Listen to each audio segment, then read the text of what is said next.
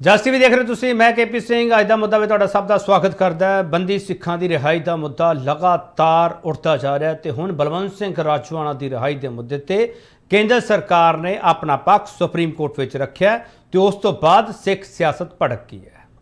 ਸਿੱਖ ਸਿਆਸਤ ਤਪੀ ਹੋਈ ਹੈ ਉਹ ਇਸ ਕਰਕੇ ਕਿਉਂਕਿ ਕੇਂਦਰ ਸਰਕਾਰ ਨੇ ਆਪਣੇ ਪੱਖ ਵਿੱਚ ਦੱਸਿਆ ਕਿ ਪੰਜਾਬ ਸਰਹੱਦੀ ਸੂਬਾ ਹੈ ਤੇ ਉੱਥੇ ਖਤਰਾ ਹੈ, ਇਸ ਕਰਕੇ ਫਿਲਹਾਲ ਫੈਸਲਾ ਨਹੀਂ ਲਿਆ ਜਾ ਸਕਦਾ। ਸੁਪਰੀਮ ਕੋਰਟ ਵਿੱਚ ਇਹ ਮਾਮਲਾ ਹਜੇ ਵਿਚਾਰਧੀਨ ਹੈ ਤੇ ਅਗਲੀ ਤਾਰੀਖ ਦੇ ਉੱਤੇ ਕੇਂਦਰ ਸਰਕਾਰ ਕੀ ਰੁਖ ਪੇਸ਼ ਕਰਦੀ ਹੈ, ਸੁਪਰੀਮ ਕੋਰਟ ਕਿਸ ਤਰ੍ਹਾਂ ਰੁਖ ਪੇਸ਼ ਕਰਦਾ, ਸਾਰੇ ਸਵਾਲ ਬਰਕਰਾਰ ਹੈ ਤੇ ਵੱਡਾ ਸਵਾਲ ਇਹੀ ਹੋਊਗਾ ਰਾਜੋਆਣਾ ਦੀ ਰਿਹਾਈ ਨਾਲ ਖਤਰਾ ਕੀ।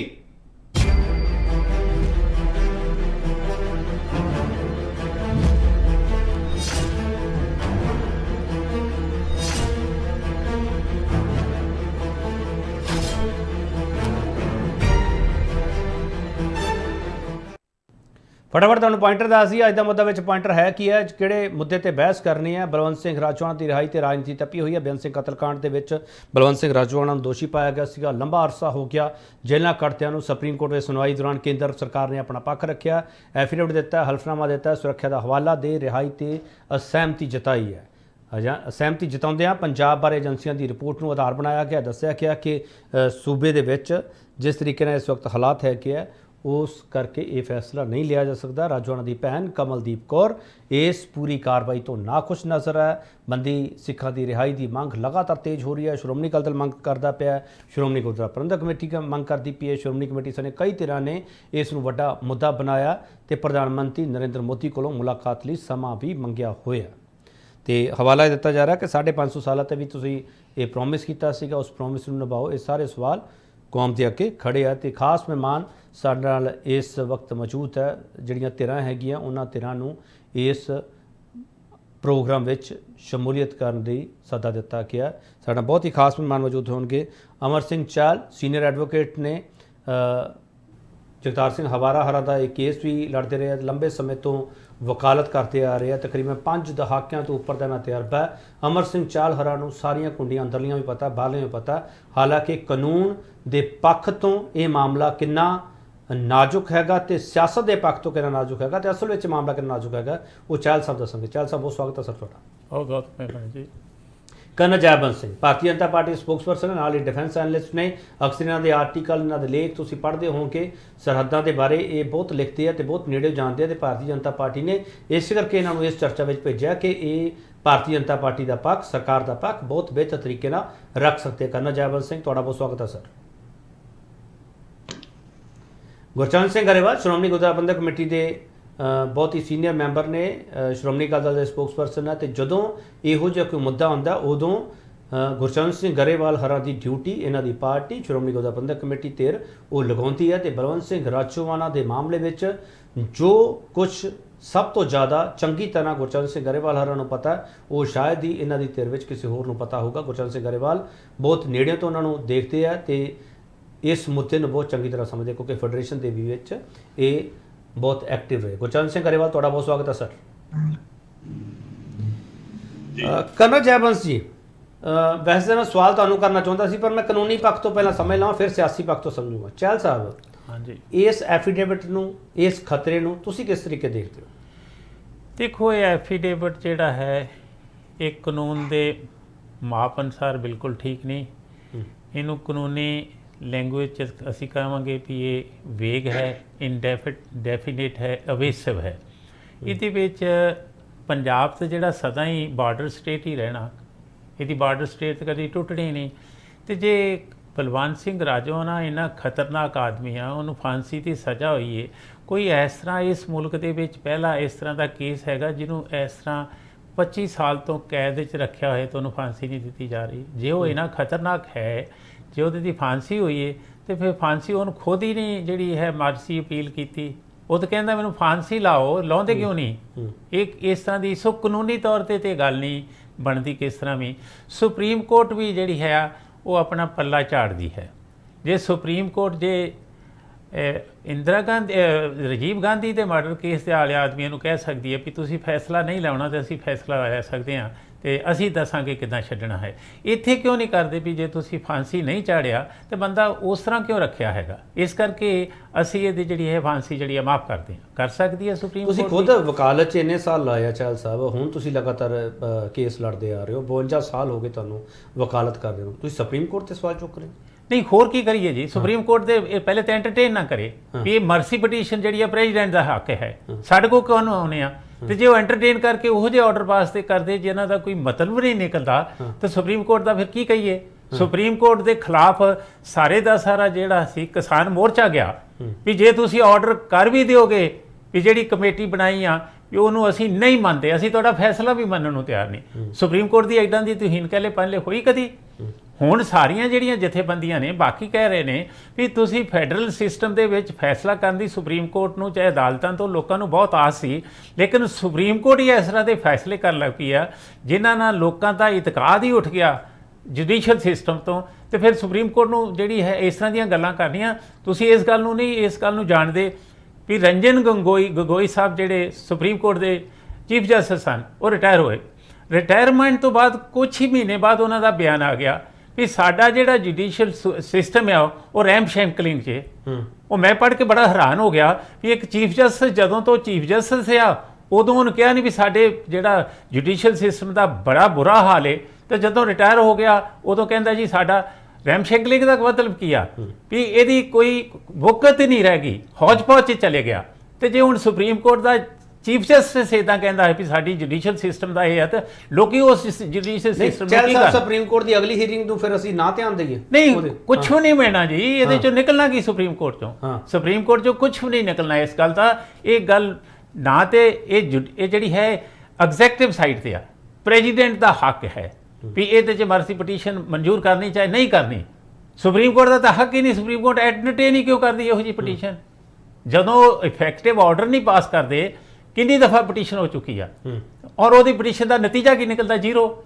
ਜਿਹੜੀ ਜੁਡੀਸ਼ੀਅਲ ਸਿਸਟਮ ਦੇ ਵਿੱਚ ਆਰਡਰ ਪਾਸ ਹੁੰਦਾ, ਜੇ ਉਹ ਇੰਪਲੀਮੈਂਟੇਸ਼ਨ ਨਹੀਂ ਹੁੰਦਾ, ਜੇ ਉਹਦੀ ਕੋਈ ਰਿਸਪੈਕਟ ਨਹੀਂ ਹੈਗੀ, ਉਹਨੂੰ ਲੀਗਲ ਕੋਈ ਬੇਸ ਨਹੀਂ ਬਣਦਾ, ਉਹ ਆਰਡਰ ਜਿਹੜਾ ਹੈ ਫਿਊਟਾਈਲ ਹੋਏਗਾ। ਉਹਦੀ ਕੀ ਲੋੜ ਹੈ? ਚਲੋ ਮੈਂ ਚਾਹਲ ਸਾਹਿਬ ਵਾਪਸ ਆਊਂਗਾ। ਕਰਨਲ ਜੈਬੰਦ ਸਿੰਘ, ਅਮਰ ਸਿੰਘ ਚਾਹਲ ਹਰਾਂ ਨੇ ਜੋ ਟਿੱਪਣੀਆਂ ਕੀਤੀਆਂ ਮੈਨੂੰ ਲੱਗਦਾ ਮੈਨੂੰ ਦੁਹਰਾਉਣ ਦੀ ਜ਼ਰੂਰਤ ਨਹੀਂ। ਕਰਨਲ ਜੈਬੰਦ ਸਿੰਘ, ਐਂ ਲੱਗਦਾ ਕਿ ਕਾਨੂੰਨ ਦੀ ਆੜ ਦੇ ਵਿੱਚ ਸਿਆਸਤ ਇਸ ਪੂਰੇ ਮੁੱਦੇ ਨੂੰ ਹਥਿਆਰ ਬਣਾ ਕੇ ਪੇਸ਼ ਕਰਦੀ ਪਈ ਹੈ, ਚਾਹੁੰਦੀ ਨਹੀਂ ਮੁੱਦਾ ਹੱਲ ਹੋਵੇ। Colonel Jaiband Singh. Thank you KP ji. ਬੜੇ ਬੁੱਧੀਜੀਵੀਆਂ ਦੇ ਨਾਲ ਅੱਜ ਬੈਠਿਆ ਡਿਬੇਟ ਦੇ ਵਿੱਚ, ਤੇ ਇਨਫੈਕਟ ਮੈਂ ਆਪਣੇ ਆਪ ਨੂੰ ਇਸ ਡਿਬੇਟ 'ਚ ਐਜ਼ ਅ ਸਟੂਡੈਂਟ ਸਮਝਦਾ ਕਿ ਮੈਂ ਬੈਠਿਆ ਹੋਇਆ ਤਾਂ ਕਿ ਮੈਨੂੰ ਵੀ ਕੁਝ ਥੋੜੀ ਜਿਹੀ ਇਸ ਵੈਰੀ ਕੰਪਲੈਕਸ ਇਸ਼ੂ ਦੇ ਵਿੱਚ ਪੋਲੀਟੀਕਲੀ ਤੇ ਲੀਗਲ ਸਾਈਡ ਦੇ ਤੋਂ ਗਿਆਨ ਮਿਲ ਜਾਏ। ਵੈਸੇ ਮੈਂ ਤੁਹਾਨੂੰ ਇਹ ਦੱਸ ਦਵਾਂ ਕਿ ਮੈਂ ਆਪਣੇ ਪਰਸਨਲ ਲੈਵਲ ਦੇ ਉੱਤੇ ਬਲਜੀਤ ਸਿੰਘਾਂ ਦੇ ਕੇਸਿਸ ਦੇ ਉੱਤੇ ਕਾਫੀ ਪੜ੍ਹਿਆ, ਰਿਸਰਚ ਕੀਤੀ ਹੈ। ਮੇਰੀ ਪੰਜਾਬ ਪਲਸ ਦੇ ਵਿੱਚ ਮੈਂ ਇੱਕ ਬਹੁਤ ਵੱਡਾ 25,000 ਵਰਡ ਦਾ ਇੱਕ ਆਰਟੀਕਲ ਵੀ ਲਿਖਿਆ ਹੋਇਆ ਹੈ। ਤੇ ਮੈਂ ਦਿਲੋਂ ਇਹ ਸਮਝਦਾ ਕਿ ਕੋਈ ਐਸੀ ਵਿਵਸਥਾ ਹੋ ਜਾਣੀ ਚਾਹੀਦੀ ਹੈ ਜਿਹਦੇ ਨਾਲ ਇਹਨਾਂ ਦੇ ਜਿਹੜੇ ਸੈਂਟੈਂਸਿਸ ਨੇ ਉਹ ਮਿਟੀਗੇਟ ਹੋ ਜਾਣ। ਇਹ ਕਹਿ ਕੇ ਮੈਂ ਤੁਹਾਨੂੰ ਇਹ ਦੂਸਰਾ ਆਪਣੇ ਪਾਰਟੀ ਦੀ ਲਾਈਨ ਦੱਸਣੀ ਚਾਹੁੰਦਾ ਕਿ 2019 ਦੇ ਵਿੱਚ ਜੋ ਸ਼੍ਰੋਮਣੀ ਅਕਾਲੀ ਦਲ ਨੇ ਪੁਆਇੰਟ ਰੇਜ਼ ਕੀਤਾ ਸੀਗਾ 32 ਸਿੱਖਸ ਦਾ, ਤੇ BJP ਨੇ ਇੱਕ ਕਮਿਟਮੈਂਟ ਦਿੱਤੀ ਸੀਗੀ ਕਿ ਉਹ ਹਰ ਤਰੀਕੇ ਦੇ ਨਾਲ ਇਸ ਕੰਮ ਦੇ ਵਿੱਚ ਫੈਸਿਲਿਟੇਟ ਕਰਨਗੇ। ਤੇ ਉਸ ਜਿਹੜੀ ਉਹ ਫੈਸਿਲਿਟੇਸ਼ਨ ਹੈ ਉਹਦੇ 'ਚ ਮੇਰੇ ਹਿਸਾਬ ਦੇ ਨਾਲ ਜੋ ਮੇਰੀ ਸਟੱਡੀ ਹੈ ਉਹਦੇ 'ਚ ਬੇਸਿਕਲੀ 15 ਬੰਦੇ ਜਿਹੜੇ ਨੇ ਬੰਦੀ ਸਿੰਘ ਨੇ ਮੇਨ ਹੈਗੇ ਨੇ, ਉਹਨਾਂ ਵਿੱਚੋਂ 6 ਜਿਹੜੇ ਨੇ ਉਹ ਕੱਢ ਦਿੱਤੇ ਸੀਗੇ ਜੇਲ੍ਹ ਦੇ ਵਿੱਚੋਂ, ਦੇ ਫਰੀ ਨਾਓ। BJP ਨੇ ਆਪਣੀ ਨੋਟੀਫਿਕੇਸ਼ਨ ਦੇ ਨਾਲ ਕੱਢੇ ਸੀਗੇ ਤੇ 2 ਦੇ ਵਾਸਤੇ BJP ਦੀ ਕਮਿਟਮੈਂਟ ਸੀਗੀ। ਇੱਕ ਹੈ ਦਵਿੰਦਰ ਭੁੱਲਰ ਤੇ ਦੂਸਰੇ ਨੇ ਗੁਰਦੀਪ ਖਹਿਰਾ ਜੀ। ਹੁਣ ਦਵਿੰਦਰ ਭੁੱਲਰ ਜੀ ਦਾ ਕੇਸ ਫਸਿਆ ਹੋਇਆ ਹੈ, ਉਹ ਪਤਾ ਨਹੀਂ ਉਹ ਕੀ ਕਾਹਦੇ ਵਾਸਤੇ somewhere in Delhi it is stuck. ਤੇ ਗੁਰਦੀਪ ਖਹਿਰਾ ਜੀ ਜਿਹੜੇ ਨੇ ਮੈਨੂੰ ਪਤਾ ਲੱਗਿਆ ਕਿ ਉਹ ਪਰਮਾਨੈਂਟ ਪੈਰੋਲ ਦੇ ਉੱਤੇ ਬਾਹਰ ਹੈਗੇ ਨੇ। ਐਨੀਵੇ ਇਹ ਤੇ ਮੈਂ ਬੈਕਗ੍ਰਾਉਂਡ ਤੁਹਾਨੂੰ ਦੇ ਰਿਹਾ। ਹੁਣ as far as Rajoana is concerned, ਉਹਨਾਂ ਦੇ ਵਾਸਤੇ ਜੋ ਕਮਿਟਮੈਂਟ ਸੀਗੀ BJP ਦੀ ਉਹ ਇਹ ਸੀਗੀ ਕਿ ਉਹਨਾਂ ਨੂੰ ਹੋ ਜਾਣਾ ਸੀਗਾ, ਫਾਂਸੀ ਹੋ ਜਾਣੀ ਸੀਗੀ। ਉਹ ਇਟ ਗॉट ਮਰਸੀ ਪਟੀਸ਼ਨ ਦੇ ਨਾਲ ਉਹਨੂੰ ਚੇਂਜ ਕਰ ਦਿੱਤਾ। ਤੇ ਸਾਡੀ ਇਹ ਕਮਿਟਮੈਂਟ ਸੀਗੀ ਕਿ ਅਸੀਂ ਉਹਨਾਂ ਦੇ ਡੈਥ ਸੈਂਟੈਂਸ ਨੂੰ ਲਾਈਫ ਇੰਪ੍ਰਿਜ਼ਨਮੈਂਟ ਦੇ ਵਿੱਚ ਚੇਂਜ ਕਰਾਂਗੇ। ਇਹ ਕਮਿਟਮੈਂਟ ਦਿੱਤੀ ਸੀਗੀ ਅਸੀਂ ਪਰ ਉਸ ਕਮਿਟਮੈਂਟ ਦੇ ਵਿੱਚ ਹੁਣ ਮੈਨੂੰ ਨਜ਼ਰ ਆ ਰਿਹਾ ਹੈ ਕਿ ਕੁਝ ਨਾ ਕੁਝ ਪ੍ਰੋਬਲਮਸ ਪਈਆਂ ਹੋਈਆਂ ਨੇ, ਜਿਹੜਾ ਕਿ ਉਹਨੂੰ ਅਸੀਂ ਸਿਰੇ ਤੱਕ ਨਹੀਂ ਲੈ ਕੇ ਜਾ ਸਕਦੇ। ਇਹਦਾ ਤੇ ਮੈਂ ਕੋਈ ਵੱਡਾ ਵਕੀਲ ਹੈ ਨਹੀਂ ਜੋ ਕਿ ਇਸ ਗੱਲ ਦੇ ਬਾਰੇ ਮੈਂ ਤੁਹਾਨੂੰ ਪੂਰਾ ਦੱਸ ਦੇਵਾਂ, ਪਰ ਆਪਣੇ ਅੰਦਾਜ਼ੇ ਦੇ ਨਾਲ ਮੈਨੂੰ ਇਹ ਲੱਗਦਾ ਹੈ ਕਿ ਗਵਰਨਮੈਂਟ ਇਸ ਗੱਲ ਤੋਂ ਘਬਰਾਉਂਦੀ ਹੈ ਕਿ ਕਿਤੇ ਇਹ ਪ੍ਰੈਸੀਡੈਂਟ ਹੀ ਨਾ ਸੈੱਟ ਹੋ ਜਾਏ ਬਾਅਦ ਦੇ ਵਿੱਚ, ਕਿਉਂਕਿ ਕੋਈ ਇੱਕ ਪਾਸੇ ਦੇ ਨਾਲ ਇਹ ਅਨਫੋਰਚੂਨੇਟ ਪੰਜਾਬ ਦਾ ਤੇ ਮੈਂ ਕਹਿੰਦਾ ਅਨਫੋਰਚੂਨੇਟ ਇਨਸੀਡੈਂਟ ਸੀਗਾ ਮਿਲੀਟੈਂਸੀ ਦਾ, ਉਹ ਸੇਵ ਹੋ ਸਕਦਾ ਸੀਗਾ। ਪ੍ਰਦੇਸ਼ ਦੇ ਵਿੱਚ ਹੋਰ ਵੀ ਬਥੇਰੇ ਦੁਸ਼ਮਣ ਬੈਠੇ ਨੇ, ਨੈਕਸਲਸ ਬੈਠੇ ਹੋਏ ਨੇ, ਕਈ ਜਗ੍ਹਾ ਦੇ ਵਿੱਚ ਟੈਰਰਿਜ਼ਮ ਹੈਗੀ ਹੈ, ਫੋਰਨ ਸਪਾਂਸਰਡ ਹੈਗੀ ਆ, ਤੇ ਉਹਨਾਂ ਦੇ ਵਾਸਤੇ ਇੱਕ ਪ੍ਰੈਸੀਡੈਂਟ ਨਾ ਬਣ ਜਾਏ ਕਿ ਲੋਕਾਂ ਨੂੰ ਇਸ ਤਰੀਕੇ ਦੇ ਨਾਲ ਜਿਨ੍ਹਾਂ ਦੇ ਉੱਤੇ ਗੰਭੀਰ ਕਰਨਲ ਜੈਵੰਤ ਸਿੰਘ, ਮੈਂ ਤੁਹਾਡੇ ਜਿਹੜਾ ਤੁਹਾਡਾ ਖਦਸ਼ਾ ਹੈਗਾ ਕਿ ਇੱਕ ਐਗਜ਼ਾਮਪਲ ਨਾ ਸੈੱਟ ਹੋ ਜਾਵੇ, ਉਸ ਤੋਂ ਸਰਕਾਰ ਡਰਦੀ ਹੈ। ਇਸ ਤੋਂ ਪਹਿਲਾਂ ਕਿਹੜੀਆਂ ਐਗਜ਼ਾਮਪਲ ਸੈੱਟ ਹੋਈਆਂ? ਸਰਕਾਰ ਥੋੜਾ ਫੂਕ ਕੇ ਪੈਰ ਰੱਖਦੀ ਹੈ, ਚਲੋ ਫੂਕ ਕੇ ਕਦਮ ਰੱਖਦੀ ਹੈ। ਮੈਂ ਤੁਹਾਡੀ ਭਾਸ਼ਾ ਵਰਤ ਲੈਣਾ ਕਰਨਲ ਜੈਵੰਤ ਸਿੰਘ, ਮਨਸ਼ਾ ਹੈਗੀ ਹੈ। ਠੀਕ ਹੈ, ਇਸ ਤੋਂ ਪਹਿਲਾਂ ਕਿਹੜੀ ਐਗਜ਼ਾਮਪਲ ਸੈੱਟ ਹੋਈਆਂ? ਸਵਾਲ ਇਹ ਵੀ ਹੈਗੇ। ਇੱਕ ਛੋਟਾ ਬ੍ਰੇਕ ਲੂੰਗਾ, ਬ੍ਰੇਕ ਤੋਂ ਵਾਪਸ ਆਊਂਗਾ। ਗੁਰਜੰਟ ਸਿੰਘ ਗਰੇਵਾਲ ਹਰਾਂ ਦਾ ਪੱਖ ਵੀ ਜਾਣਨਾ ਹੈਗਾ, ਕਿਉਂਕਿ ਰਾਜੋਆਣਾ ਸਾਹਿਬ ਨੂੰ ਜਿੰਨਾ ਇਹ ਨੇੜੇ ਜਾਣਦੇ ਹੈਗੇ ਆ, ਸ਼ਾਇਦ ਕੋਈ ਹੋਰ ਨਾ ਜਾਣਦਾ ਹੋਵੇ। ਵਾਪਸ ਆ ਰਿਹਾ ਤੇ ਸਵਾਲ ਇਹਨਾਂ ਤੋਂ ਹੋਵੇਗਾ ਜ਼ਰੂਰ। ਖਤਰਾ ਹੋਣ ਵਾਲੀ ਸਰਕਾਰ ਨੂੰ ਲੱਗਦਾ ਪਿਆ, ਪਰ ਜਦੋਂ ਇਹ ਭਾਈਵਾਲ ਸੀਗੇ ਉਦੋਂ ਕੀ ਹੋਇਆ ਸੀ? ਸਵਾਲ ਉਹ ਵੀ ਹੈ। ਵਾਪਸ ਆ ਰਿਹਾ ਤੇ ਪੁੱਛੂੰਗਾ ਸਵਾਲ ਜ਼ਰੂਰ।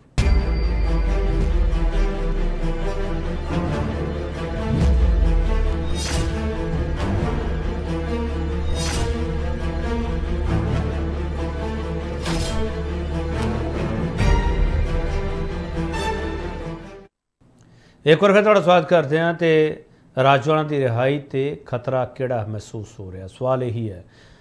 ਗੁਰਚਰਨ ਸਿੰਘ ਗਰੇਵਾਲ ਜੀ, ਗਰੇਵਾਲ ਸਾਹਿਬ, ਤੁਸੀਂ ਇਸ ਮੁੱਦੇ ਤੇ ਬਹੁਤ ਵਾਰੀ ਬੋਲੇ ਹੋ ਤੇ ਅੱਜ ਵੀ ਤੁਹਾਨੂੰ ਬੋਲਣਾ ਪੈ ਰਿਹਾ ਹੈ। ਗਰੇਵਾਲ ਸਾਹਿਬ, ਮੈਨੂੰ ਇੱਕ ਚੀਜ਼ ਸਮਝਾ ਦਿਓ ਨਾ ਕਿ ਬੰਦੀ ਸਿੱਖਾਂ ਦੇ ਮੁੱਦੇ ਦੇ ਉੱਤੇ ਸੰਜੀਦਗੀ ਹੈ ਕਿਸੇ ਕੋਲ ਜਾਂ ਨਹੀਂ? ਸਰ ਗਰੇਵਾਲ ਸਾਹਿਬ, ਦੇਖੋ ਜੀ ਕੇਵੀ ਜੀ, ਸੰਜੀਦਗੀ ਬਾਰੇ ਤਾਂ ਕੋਈ ਦੱਸਣ ਦੀ ਮੈਨੂੰ ਤਾਂ ਲੋੜ ਹੀ ਨਹੀਂ। ਸਾਰੇ ਬੰਦੇ ਆਪੋ ਆਪਣੇ ਢੰਗ ਤਰੀਕੇ ਨਾਲ ਕਰ ਰਹੇ ਨੇ, ਪਰ ਇੱਥੇ ਮੈਂ ਗੱਲ ਕਰ ਰਹਾ ਕਿ ਦੇਖੋ ਜਿਸ ਮਾਮਲੇ ਦੀ ਆਪਾਂ ਗੱਲ ਕਰ ਰਹੇ ਹਾਂ ਉਹਦੇ 'ਚ ਸਾਡੇ ਕੋਲੇ ਬੜੇ ਮਾਹਰ ਸਰਕਾਰਯੋਗ ਅਮਰ ਸਿੰਘ ਚਾਹਲ ਸਾਹਿਬ ਬੈਠੇ ਆ, ਜਿਹੜੇ ਕਾਨੂੰਨ ਦੇ ਵੱਡੇ ਮਾਹਰ ਨੇ। ਸਾਰੀ ਜ਼ਿੰਦਗੀ ਉਹਨਾਂ ਨੇ ਇਸ ਕਾਨੂੰਨ ਦੀ ਤਰਫਦਾਰੀ ਕਰਦਿਆਂ ਲਾਈ, ਤੇ ਅੱਜ ਉਹ ਜਿੱਦੇ ਭਰੇ ਮਨ ਨਾਲ ਗੱਲ ਕਹਿ ਰਹੇ ਨੇ, ਇਹ ਇਸ ਦੇਸ਼ ਦੀ ਤਸਵੀਰ ਆ। ਇਸ ਤਸਵੀਰ ਨੂੰ ਸਾਨੂੰ ਪੜ੍ਹਨਾ ਪਏਗਾ, ਇਸ ਤਸਵੀਰ ਨੂੰ ਸਾਨੂੰ ਦੇਖਣਾ ਪਏਗਾ। ਪਰ ਇੱਕ ਗੱਲ ਇਹ ਜ਼ਰੂਰ ਹੈ ਕਿ ਭਾਵੇਂ ਕਿ ਸਤਿਕਾਰਯੋਗ ਜੈਵੰਤ ਸਿੰਘ ਜੀ ਦਾ ਮੈਂ ਇਸ ਗੱਲ ਲਈ ਮੈਂ ਇਹਨਾਂ ਦਾ ਸਤਿਕਾਰ ਕਰਨੋਂ ਰਹਿ ਨਹੀਂ ਸਕਦਾ, ਕਿਉਂਕਿ ਫੌਜੀ ਬੰਦੇ ਆ, ਬੜੀਆਂ ਸਾਰੀਆਂ ਗੱਲਾਂ ਇਹ ਸਹੀ ਵੀ ਕਹਿੰਦੇ ਨੇ। ਭਾਵੇਂ ਕਿ ਇੱਕ ਸਿੱਖ ਨੇ, ਪਰ ਪਾਰਟੀ ਦੀ ਲਾਈਨ ਇਹਨਾਂ ਨੂੰ ਟੋ ਕਰਨੀ ਪੈਂਦੀ ਆ। ਅੱਜ ਬਹੁਤ ਸੁੰਦਰ ਬਾਤ ਕਹੀ ਇਹਨਾਂ ਨੇ, ਇਸ ਗੱਲ ਦਾ ਜ਼ਿਕਰ ਕੀਤਾ ਜਿਹੜੀ ਗੱਲ ਮੈਨੂੰ ਕਰਨੀ ਚਾਹੀਦੀ ਸੀ, ਲੋੜ ਸੀ, ਤੇ ਉਹ ਇਹਨਾਂ ਨੇ ਕਹਿਤੀ ਕਿ ਇਹ ਪਹਿਲਾਂ ਬੰਦੀ ਸਿੰਘਾਂ ਦੀ ਰਿਹਾਈ ਦੇ ਬਾਰੇ ਚ ਨੋਟੀਫਿਕੇਸ਼ਨ ਮੋਦੀ ਸਰਕਾਰ ਨੇ ਕੀਤਾ। ਅਕਾਲੀ ਦਲ ਤੋਂ ਭਾਈਵਾਲ ਸੀ, ਉਹਨਾਂ ਦਾ ਪ੍ਰੈਸ਼ਰ ਸੀ, ਚਲੋ ਸਾਰੀ ਗੱਲ ਆਈ। ਇਹ ਬਹੁਤ ਚੰਗੀ ਗੱਲ ਆ, ਕਿਉਂਕਿ ਜਦੋਂ ਅਸੀਂ ਇਸ ਗੱਲ ਨੂੰ ਲੈ ਕੇ ਚੱਲਾਂਗੇ ਤਾਂ ਫਿਰ ਸਾਨੂੰ ਇਹ ਸਮਝ ਲੱਗੇਗੀ ਕਿ ਪਹਿਲਾਂ ਅੱਜ ਤੋਂ 2-3 ਸਾਲ ਪਹਿਲਾਂ ਦੇ ਹਾਲਾਤ ਕੁਝ ਹੋਰ ਸੀ ਤੇ ਅੱਜ ਦੇ ਕੁਝ ਹੋਰ ਨੇ। ਕੇਂਦਰ ਸਰਕਾਰ ਦਾ ਨੋਟੀਫਿਕੇਸ਼ਨ ਕਦੇ ਵੀ ਹੁੰਦਾ ਤੇ ਉਹ ਇਹ ਨਹੀਂ ਹੈਗਾ ਕਿ ਕੋਈ ਸਾਡੇ ਕਲਰਕ ਬਾਬੂ ਬੈਠ ਕੇ ਉਹ ਟਾਈਪ ਕਰ ਦਿੰਦੇ ਆ, ਉਹਦੇ ਪਿੱਛੇ ਪੂਰੀ ਪੁਣਛਾਣ ਹੁੰਦੀ ਹੈ। ਮੈਨੂੰ ਯਾਦ ਆ ਇਸ ਗੱਲ ਨੂੰ, ਮੈਂ ਜਾਣਕਾਰੀ ਦੇ ਦਿਆਂ। ਜਿਹੜੇ ਉਹ 9 ਬੰਦੀ ਸਿੰਘਾਂ ਦੇ ਬਾਰੇ ਜ਼ਿਕਰ ਹੋਇਆ ਸੀ, ਉਹਦੇ ਚੋਂ 3 ਜਿਹੜੇ ਸੀਗੇ, ਇੱਕ ਬਾਬਾ ਬਲਵੀਰ ਸਿੰਘ ਜੀ ਸੀ, ਇੱਕ ਸਾਡੇ ਕਾਲੀ ਸੀ, ਇੱਕ ਵਰਿਆਮ ਸਿੰਘ ਜੀ ਸੀ, ਜਿਹੜੇ ਕਿ ਪਹਿਲਾਂ ਹੀ ਬਾਹਰ ਸੀਗੇ। ਤੇ ਉਹ ਦੱਸਿਆ ਮੈਨੂੰ, ਜਦੋਂ ਬਲਵੀਰ ਸਿੰਘ ਹੁਣੀ ਬਾਹਰ ਆ ਗਏ, ਉਸ ਤੋਂ ਬਾਅਦ ਉਹਨਾਂ ਨੇ ਕਿਹਾ ਵੀ ਮੇਰੀ ਇੰਨੀ ਪੁੱਛ ਪੜਤਾਲ ਹੋਈ, ਇੰਨੀ ਵਾਰ ਮੈਨੂੰ ਜੇਲ੍ਹ ਬੁਲਾਇਆ ਵੀ ਤੂੰ ਆਪਣੇ ਕਾਗਜ਼ ਦੇ ਫਲਾਨਾ ਕਰ। ਦੇਖੋ ਹਰ ਚੀਜ਼ ਦੀ ਪੜਤਾਲ ਹੋਈ ਹੋਣੀ ਆ, ਤਾਂ ਹੀ ਇੱਕ ਨੋਟੀਫਿਕੇਸ਼ਨ ਸਰਕਾਰ ਨੇ ਜਾਰੀ ਕੀਤਾ। ਅਸੀਂ ਬੜਾ ਸਤਿਕਾਰ ਕੀਤਾ, ਸਾਨੂੰ ਬੜਾ ਸਕੂਨ ਆਇਆ ਕਿ ਅੱਜ ਬੰਦੀ ਸਿੰਘਾਂ ਦੀ ਰਿਹਾਈ ਦੀ ਗੱਲ ਤੇ ਬਲਵੰਤ ਸਿੰਘ ਰਾਜੋਆਣਾ ਦੀ ਫਾਂਸੀ ਨੂੰ ਤੋੜਨ ਦੀ ਗੱਲ, ਜੇ ਉਮਰ ਕੈਦ ਬਣਨ ਦਾ ਫੈਸਲਾ ਹੋਇਆ ਸੀ। ਫੈਸਲੇ ਨੋਟੀਫਿਕੇਸ਼ਨ ਕਿੰਨਾ ਕੁ ਆਧਾਰ ਰੱਖਦਾ? ਮੈਨੂੰ ਤਾਂ ਲੱਗਦਾ ਜ਼ਬਾਨ ਹੀ ਬੜੀ ਵੱਡੀ ਹੁੰਦੀ ਹੈ, ਪਰ ਨੋਟੀਫਿਕੇਸ਼ਨ ਬੜੀ ਵੱਡੀ ਗੱਲ ਸੀ। ਇੱਕ ਗੱਲ ਕਹੀ ਹੈ ਜੈਵੰਤ ਸਿੰਘ ਜੀ ਨੇ, ਇਹਨਾਂ ਨੇ ਹੋਰ ਢੰਗ ਲੱਗੀ ਆ। ਮੈਂ ਕਹਿ ਦਿੰਦਾ ਕਿ ਪਾਰਟੀ ਹੁਣ ਇਹ ਸਮਝਦੀ ਆ ਕਿ ਸਹੇ ਦੀ ਨਹੀਂ ਪਹੇ ਦੀ ਆ। ਤੁਸੀਂ ਵੀ ਇਸ ਗੱਲ ਬਾਰੇ ਜ਼ਿਕਰ ਕੀਤਾ ਸੀ, ਕੋਈ ਉਦਾਹਰਨ ਦੇ ਦਿਓ। ਦੇਖੋ ਮੈਂ ਇੱਕ ਬੇਨਤੀ ਇਹ ਕਰਨੀ ਚਾਹੁੰਦਾ ਕਿ ਜਿਹੜੀ ਅਮਰ ਸਿੰਘ ਚਾਹਲ ਸਾਹਿਬ ਨੇ ਬੇਨਤੀ ਕੀਤੀ ਸੀ ਕਿ ਇਹ ਕਾਨੂੰਨ ਸਿੱਖਾਂ ਵਾਸਤੇ ਕਿਉਂ ਕਰ ਰਹੇ ਇਹ ਗੱਲ, ਤੇ ਜਿਹੜੀ ਹੁਣ ਜੈਵੰਤ ਸਿੰਘ ਜੀ ਨੇ ਫਿਕਰਮੰਦੀ ਜ਼ਾਹਰ ਕੀਤੀ ਆ ਕਿ ਲੱਗਦਾ ਵਾ ਕਿ ਇਹ ਬਾਰਡਰ ਸਟੇਟ ਆ ਤੇ ਇਸ ਤਰ੍ਹਾਂ ਦੀ ਕੋਈ ਪਿਰਤਨਾ ਪੈ ਜੇ। ਮੈਂ ਹੱਥ ਜੋੜ ਕੇ ਬੇਨਤੀ ਕਰਾਂਗਾ ਕਿ ਜਿਵੇਂ ਪਹਿਲਾਂ ਜ਼ਿਕਰ ਹੋਇਆ ਕਿ ਸੁਪਰੀਮ ਕੋਰਟ ਨੇ ਰਾਜੀਵ ਗਾਂਧੀ ਦੇ ਹਥਿਆਰਾਂ ਦਾ ਫੈਸਲਾ ਕੀਤਾ, ਉਸ ਤੋਂ ਬਾਅਦ ਦੇਸ਼ ਦੀ ਨਿਆਂਪਾਲਿਕਾ ਦੇ ਬਾਰੇ ਚ ਇੱਥੇ ਜੈਵੰਤ ਸਿੰਘ ਜੀ ਮੇਰੇ ਸਤਿਕਾਰਯੋਗ ਨੇ, ਮੈਨੂੰ ਪਤਾ ਬਹੁਤ ਸਾਰੀਆਂ ਗੱਲਾਂ 'ਚ ਮੇਰੇ ਨਾਲ ਇਤਫਾਕ ਰੱਖਦੇ ਹੋਣਗੇ। ਹੁਣ ਜਿਹੜੀ ਗੱਲ ਇਹਨਾਂ ਨੇ ਕਹੀ ਸੀ ਉਹ ਮੈਂ ਦੱਸਣਾ ਚਾਹੁੰਦਾ ਕਿ ਗੁਜਰਾਤ ਦੇ ਅੰਦਰ ਬਿਲਕਿਸ ਬਾਨੋ ਮੁਸਲਮਾਨ ਹੈ, ਉਸ ਦਾ ਬਲਾਤਕਾਰ ਵੀ ਕਰਦੇ ਨੇ, ਉਸ ਦੀ ਇੱਕ ਪੇਟ 'ਚ ਬੱਚੀ ਵੀ ਮਰਦੀ ਆ, ਉਸ ਦੀ 6 ਸਾਲ ਦੀ ਬੱਚੀ ਮਾਰੀ ਜਾਂਦੀ ਆ, ਪਰਿਵਾਰ ਦੇ 7 ਮੈਂਬਰ ਮਰਦੇ ਨੇ। ਤੇ 15 ਸਾਲ ਬਾਅਦ 14 ਸਾਲ ਪੂਰੇ ਕਰਨ ਤੋਂ ਬਾਅਦ ਜਦੋਂ 15ਵਾਂ ਲੱਗਦਾ ਤਾਂ ਦੇਸ਼ ਦੇ ਕਾਨੂੰਨ ਨੂੰ ਇਸ ਗੱਲ ਲਈ ਆ ਜਾਂਦਾ ਕਿ ਇਹ ਬੜੇ ਸਾਫ਼ ਨੇ, ਇਹਨਾਂ ਦੇ ਨਾਲ ਮਾਹੌਲ ਨਹੀਂ ਖਰਾਬ ਹੋ ਸਕਦਾ। ਜਦੋਂ ਕਿ ਏਡਾ ਵੱਡਾ ਸਮਾਜਿਕ ਮੈਂ ਸਮਝਦਾ ਕਿ ਇੱਕ ਪਾਪ ਹੋਇਆ ਤੇ ਉਸ ਨੂੰ ਬਖਸ਼ ਦਿੱਤਾ ਗਿਆ ਤੇ ਉਹਨਾਂ ਨੂੰ ਸਨਮਾਨ ਦਿੱਤਾ ਜਾਂਦਾ। ਜਿਹੜੀ ਪਾਰਟੀ ਦਿੰਦੀ ਆ ਉਹਦਾ ਮਕਸਦ ਹੋਏਗਾ, ਮੈਂ ਉਸ ਗੱਲ 'ਚ ਪੈਣਾ ਨਹੀਂ ਚਾਹੁੰਦਾ, ਪਰ ਮੈਂ ਇਹ ਗੱਲ ਦੱਸਣੀ ਚਾਹੁੰਦਾ ਕਿ ਇਹ ਸਿੱਖ ਬੰਦੀ ਸਿੰਘਾਂ ਦਾ ਕੀ ਕਸੂਰ ਹੈ। ਨਹੀਂ ਗਰੇਵਾਲ ਸਾਹਿਬ ਰਾਮ ਰਹੀਮ ਤੇ ਬੋਲਣ ਤੋਂ ਤੁਸੀਂ ਘਬਰਾਉਂਦੇ ਪਏ ਹੋ? ਅੱਜ ਰਾਮ ਰਹੀਮ ਨੂੰ ਪੈਰੋਲ ਦਿੱਤੀ ਜਾ ਰਹੀ ਹੈ ਵਾਰ-ਵਾਰ। ਮੈਂ ਰਾਮ ਰਹੀਮ ਤੇ ਆਉਣਾ ਸੀਗਾ, ਤੁਸੀਂ ਮੈਂ ਰਾਮ ਰਹੀਮ ਨੂੰ ਉਹ ਮੰਨਦਾ ਵਾਂ ਇਸ ਗੱਲ ਨੂੰ, ਪਰ ਜਿਹੜੀਆਂ ਸਭ ਤੋਂ ਵੱਡੇ ਮਸਲੇ ਨੇ ਜਿਹਦੇ 'ਚ ਬੀਜੇਪੀ ਸਿੱਧੇ ਤੌਰ ਤੇ ਇਨਵੋਲਵ ਆ, ਉਹਦੇ 'ਚ ਤੁਸੀਂ ਮੈਨੂੰ ਰਾਮ ਰਹੀਮ ਨੂੰ ਵੀ ਐਡ ਕਰ ਰਹੇ, ਮੈਂ ਇੱਥੇ ਆਉਣਾ ਸੀ। ਪਰ ਮੈਂ ਤਾਂ ਇਹ ਗੱਲ ਕਰਦਾ ਕਿ ਸਿੱਖਾਂ ਨੂੰ ਇਹ ਕਿਉਂ ਕੀਤਾ ਜਾਂਦਾ। ਹੁਣ ਤੁਸੀਂ ਰਾਜਵਾਨਾ ਸਾਹਿਬ ਦੀ ਗੱਲ ਕਰੋ, ਕਿਹੜਾ ਖਤਰਾ ਵਾ? 28 ਸਾਲ ਤੋਂ ਜੇਲ੍ਹ 'ਚ ਨੇ, ਉਹਨਾਂ ਦਾ ਜੇਲ੍ਹ ਦਾ ਜਿਹੜਾ ਕਰੈਕਟਰ ਹੈ, ਜੇਲ੍ਹ ਦੀ ਕਿਤਾਬ ਦੱਸਦੀ ਹੈ ਵੀ ਉਹਨਾਂ ਦੇ ਕੋਈ ਐਸੀ ਗੱਲ ਅੱਜ ਤੱਕ ਕਿਸੇ ਲੜਾਈ ਝਗੜਾ ਮਾੜਾ ਕਿਸੇ ਦੇਸ਼ ਨੂੰ ਤੋੜਨ ਦੀ ਗੱਲ ਕੋਈ ਅੱਜ ਤੱਕ ਨਹੀਂ ਉਹਨਾਂ ਨੇ ਕੀਤੀ। ਤੇ 1 ਘੰਟੇ ਦੀ ਪਰੋਲ, ਤੁਸੀਂ ਮੈਨੂੰ ਬੜਾ ਚੰਗਾ ਜ਼ਿਕਰ ਕੀਤਾ ਕਿ ਮੈਂ ਕਹਾਂ ਕਿ ਮੈਨੂੰ ਇਹ ਚੰਗਾ ਲੱਗਾ ਕਿ ਜਦੋਂ ਉਹਨਾਂ ਨੂੰ ਪਰੋਲ ਮਿਲੀ, ਇਸ ਦੇਸ਼ ਦੇ ਕਾਨੂੰਨ ਨੇ ਉਹਨੂੰ ਪਰੋਲ ਦਿੱਤੀ ਤੇ ਉਹਨਾਂ ਦੇ ਬਾਪ ਦੇ ਸੰਸਕਾਰ ਤੇ ਨਹੀਂ ਆ ਸਕੇ, ਭੋਗ ਤੇ ਆਉਣ ਵਾਸਤੇ ਪਰੋਲ ਮਿਲੀ। ਬੜਾ ਵੱਡੇ ਕਾਨੂੰਨਦਾਨਾਂ ਨੇ ਉਸ ਗੱਲ ਦੀ ਚਾਰਾਜੋਈ ਕੀਤੀ। ਕਾਨੂੰਨ ਨੇ ਕਿਹਾ ਕਿ 1 ਘੰਟਾ ਪਰੋਲ। ਮੈਂ ਜੈਵਾਲ ਸਿੰਘ ਜੀ ਨੂੰ ਦੱਸਣਾ ਚਾਹੁੰਦਾ ਕਿ ਹੋ ਕੀ ਰਿਹਾ। ਮੈਂ ਉੱਥੇ ਹਾਜ਼ਰ ਸੀ ਤਾਂ ਉਹ 15 ਮਿੰਟ ਪਹਿਲਾਂ ਲੁਧਿਆਣੇ ਦੇ ਉਸ ਏਰੀਏ 'ਚ ਆ ਗਏ ਜਿੱਥੇ ਅਖੰਡ ਪਾਠ ਸਾਹਿਬ ਦਾ ਭੋਗ ਪੈਣਾ ਸੀ। ਤਾਂ ਉੱਥੇ ਪੁਲਿਸ ਇੰਨੀ ਮਜਬੂਰ ਸੀ ਵੀ 15 ਮਿੰਟ ਪਹਿਲਾਂ ਉਹਨਾਂ ਨੇ ਗੱਡੀ 'ਚੋਂ ਨਹੀਂ ਉਤਾਰਿਆ, ਉਹਨਾਂ ਨੇ ਗੇੜਾ ਲਵਾਇਆ। ਉਹਨਾਂ ਨੂੰ 1 ਘੰਟੇ ਦੀ ਪਰੋਲ ਮਿਲੀ ਸੀ, 12 ਵਜੇ ਆਏ ਸੀ ਤੇ 1 ਵਜੇ ਉਹਨਾਂ ਨੇ ਚਲੇ ਜਾਣਾ ਸੀ। 50 ਮੀਟਰ ਤੇ ਉਹਨਾਂ ਦਾ ਘਰ ਸੀ ਤੇ ਉਹਨਾਂ ਨੂੰ ਘਰੇ ਜਾਣ ਦੀ ਇਜਾਜ਼ਤ। ਅਸੀਂ ਮੰਨ ਲਿਆ ਕਿ ਅਸੀਂ ਤੁਹਾਡੇ ਨਾਲ ਧੱਕਾ ਨਹੀਂ ਕਰ ਸਕਦੇ। ਉਹਨਾਂ ਦੇ ਪਰਿਵਾਰਕ ਮੈਂਬਰਾਂ ਨੂੰ ਉਹਨਾਂ ਦਾ ਜੀ ਸੀ ਕਿ ਮੈਂ 1 ਵਾਰ ਆਪਦੇ ਘਰ ਦੇ ਜਿਹੜਾ ਉਹਦਾ ਸਿਸਟਰ ਭੈਣ ਦਾ ਘਰ ਉੱਥੇ ਚੱਲ ਜਾਵਾਂ। ਪਰ ਮੈਂ ਬੇਨਤੀ ਇਹ ਕਰਦਾ ਕਿ ਇੰਨਾ ਖਤਰਾ ਸਿੱਖਾਂ ਤੋਂ ਕੱਲਿਆਂ ਨੂੰ ਕਿਉਂ ਆ? ਜਦੋਂ ਚੀਨ ਦੇ ਬਾਰਡਰ ਤੇ ਲੜਾਈ ਲੱਗਦੀ ਆ ਤਾਂ ਸਿੱਖ ਜਿਹੜੀ ਆ ਰੈਜੀਮੈਂਟ ਉੱਥੇ ਮੂਵ ਕਰਦੀ ਆ, ਇਸ ਨਿਸ਼ਾਨ ਉਹਦੇ ਅੱਗੇ ਹੁੰਦਾ।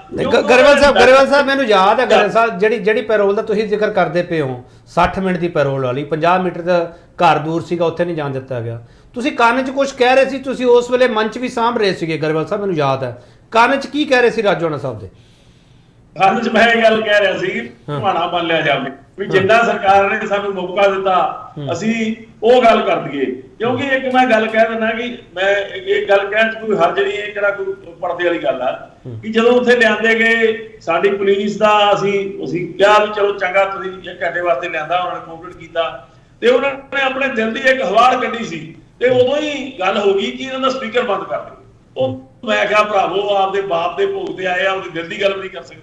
ਤਾਂ ਚਲੋ ਖੈਰ ਗੱਲਾਂ ਦਿਲ ਦੀ ਗੱਲ ਇਹ ਸੀ ਅਕਾਲੀਆਂ ਲਈ ਵੋਟਾਂ ਮੰਗੋ, ਦਿਲ ਦੀ ਗੱਲ ਇਹ ਹੁੰਦੀ ਆ। ਮੈਂ ਨਹੀਂ ਕਿਹਾ ਸੀ। ਮੈਂ ਦੇਖੋ ਇੱਕ ਮੈਂ ਹੋਰ ਦੱਸ ਦਿਆਂ ਗੱਲ ਕਿ ਬਲਵੰਤ ਸਿੰਘ ਰਾਜੋਆਣਾ ਨੂੰ ਨਾ ਕੋਈ ਕਹਿ ਸਕਦਾ ਤੇ ਨਾ ਉਹ ਤੋਂ ਕੋਈ ਕਹਾ ਸਕਦਾ। ਉਹ ਇੱਕ ਐਸਾ ਇਨਸਾਨ ਹੈ, ਐਸਾ ਸ਼ਖਸ ਹੈ ਜਿਹੜਾ ਆਪਣੇ ਅੰਦਰੋਂ ਬੋਲਦਾ। ਤੁਹਾਡੀ ਆਪੋਜੀਸ਼ਨ ਪਤਾ ਕੀ ਕਹਿੰਦੀ ਗਰੇਵਾਲ ਸਾਹਿਬ? ਤੁਹਾਡੀ ਆਪੋਜੀਸ਼ਨ ਇਹ ਕਹਿੰਦੀ ਹੈ ਤੁਸੀਂ ਇਹ ਮੁੱਦਾ ਹੀ ਤਾਂ ਚੁੱਕਿਆ ਕਿ ਤੁਹਾਨੂੰ ਵੋਟਾਂ ਪੈ ਜਾਣ, ਅਦਰਵਾਈਜ਼ ਤੁਸੀਂ ਮੁੱਦਾ ਨਹੀਂ ਚੱਕਦੇ ਸੀ ਇਹ।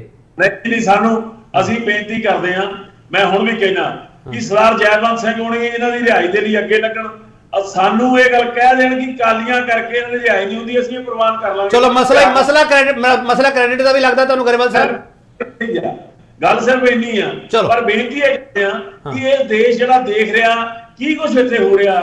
ਜਿਵੇਂ ਅਮਰ ਸਿੰਘ ਜੀ ਨੇ ਜ਼ਿਕਰ ਕੀਤਾ, ਸ਼ਾਇਦ ਮੈਂ ਤਾਂ ਇੰਨੇ ਵੱਡੇ ਗਿਆਨਵਾਨ ਨਹੀਂ ਹੈਗਾ ਤੇ ਮੈਂ ਏਡੇ ਉਸ ਫਿਕਰਮੰਦੀ ਤੇ ਉਹਨਾਂ ਸ਼ਬਦਾਂ ਦਾ ਨਾਂ ਜ਼ਿਕਰ ਕਰ ਸਕਦਾ, ਕਿਉਂਕਿ ਇਹ ਕਾਨੂੰਨ ਦੇ ਰਾਖੇ ਨੇ, ਕਾਨੂੰਨ ਦੀ ਰਖਵਾਲੀ ਕਰਨ ਵਾਲੇ ਨੇ, ਕਾਨੂੰਨ ਦੀ ਕਦਰ ਕਰਨ ਵਾਲੇ ਨੇ, ਕਾਨੂੰਨ ਨੂੰ ਜਿਵੇਂ ਕਹਿੰਦੇ ਹੁੰਦੇ ਆ ਪੁੱਟ ਕਰਨ ਵਾਲੇ ਨੇ। ਉਹਨਾਂ ਨੇ ਹੱਥ ਕਰ ਦਿੱਤੇ ਤੇ ਇਹ ਬਿੱਲ ਨੂੰ ਬਦਲਣ ਵਾਸਤੇ ਇਸ ਦੇਸ਼ ਦੇ ਜਿਹੜੇ ਮੋਦੀ ਸਾਹਿਬ ਤੇ ਉਹਨਾਂ ਦੇ ਸਾਰੇ ਸਾਥੀ ਆ, ਕਿਰਪਾ ਕਰਕੇ ਇਹਨੂੰ ਖਤਰਾ ਨਾ ਦੱਸੋ। ਇਹਨੂੰ ਉਹ ਸਿੱਖਾਂ ਨੇ ਦੇਸ਼ ਦੇ ਲਈ ਬਹੁਤ ਕੁਝ ਕੀਤਾ, ਅੱਜ ਵੀ ਹਾਜ਼ਰ ਆ ਉਹਨਾਂ ਦੇ ਲਈ। ਜਿਵੇਂ ਕਹਿੰਦੇ ਆ ਉਹਨਾਂ ਦੇ ਹੱਕ ਜਿਹੜੇ ਆ ਜ਼ਰੂਰ ਉਹਨਾਂ ਨੂੰ ਮਿਲਣੇ ਚਾਹੀਦੇ ਆ। ਇਹ ਮਾਨਵੀ ਅਧਿਕਾਰਾਂ ਦਾ ਹੱਲ ਵੀ ਆ। ਇਸ ਕਰਕੇ ਕਰਾਂਗਾ ਕਿ ਜੈਵਲ ਸਿੰਘ ਜੀ ਵੀ ਭਾਵੇਂ ਆਨਲਾਈਨ ਨਾ ਗੱਲ ਕਰਨਗੇ ਪਰ ਬਾਅਦ ਚ ਪਾਰਟੀ ਨੂੰ ਜ਼ਰੂਰ ਇਹ ਗੱਲ ਸਮਝਾਉਣ ਕਿ ਹਾਲਾਤ ਵਾਲੇ। ਮੈਂ ਇੱਕ ਛੋਟਾ ਜਿਹਾ ਵਕਫਾ ਲੈਣਾ, ਵਕਫੇ ਤੋਂ ਬਾਅਦ ਵਾਪਸ ਆਵਾਂਗੇ। ਬਾਕੀ ਮਹਿਮਾਨ ਆ ਜਿਹੜੇ ਉਹ ਵੀ ਸਾਡੇ ਨਾਲ ਹੈਗੇ ਆ, ਇਹਨਾਂ ਦੀ ਪੂਰੀ ਗੱਲ ਸੁਣਨੀ ਪਊਗੀ। ਪਰ ਕੀ ਕਾਨੂੰਨ ਦੇ ਇਸ ਪੂਰੇ ਮਸਲੇ ਦੇ ਵਿਚਾਲੇ ਜਿਹੜੀ ਸਿਆਸਤ ਹੈ ਉਹ ਅੜਿੱਕਾ ਬਣ ਗਈ ਹੈ? ਕੀ ਇਹ ਸਿਆਸੀ ਕੈਦੀ ਇਹਨਾਂ ਨੂੰ ਸਮਝਿਆ ਜਾਵੇ, ਸਿਆਸੀ ਬੰਦੀ ਇਹਨਾਂ ਨੂੰ ਮੰਨਿਆ ਜਾਵੇ, ਜਾਂ ਉਸ ਵੇਲੇ ਦੇ ਹਾਲਾਤ ਹੈ ਜਿਸ ਕਾਰਨ ਇਹ ਉਹਨਾਂ ਰਾਹਾਂ ਤੇ ਤੁਰੇ ਆ, ਉਸ ਲਹਿਜ਼ੇ ਨਾਲ ਸੋਚਿਆ ਜਾਵੇ? ਪਰ ਸਵਾਲ ਇਹ ਹੈਗਾ, ਪੰਜਾਬ ਲਈ ਇਹ ਮੁੱਦਾ ਵੱਡਾ ਕਿਉਂ ਬਣਦਾ ਜਾ ਰਿਹਾ? ਪੰਜਾਬ ਦੇ ਲਈ ਜਦੋਂ ਇਹ ਮੁੱਦਾ ਬਣਦਾ ਤਾਂ ਉਦੋਂ ਪੰਜਾਬ ਬਾਰਡਰ ਸਟੇਟ ਕਹਿ ਕੇ ਖਤਰੇ ਦਾ ਅਹਿਸਾਸ ਵੀ ਕਰਾਇਆ ਜਾ ਰਿਹਾ। ਸਵਾਲ ਇਹ ਛੋਟਾ ਨਹੀਂ ਹੈ, ਸਵਾਲ ਬਹੁਤ ਵੱਡਾ, ਤੇ ਵਾਪਸ ਆ ਕੇ ਫਿਰ ਪੁੱਛੂੰਗਾ।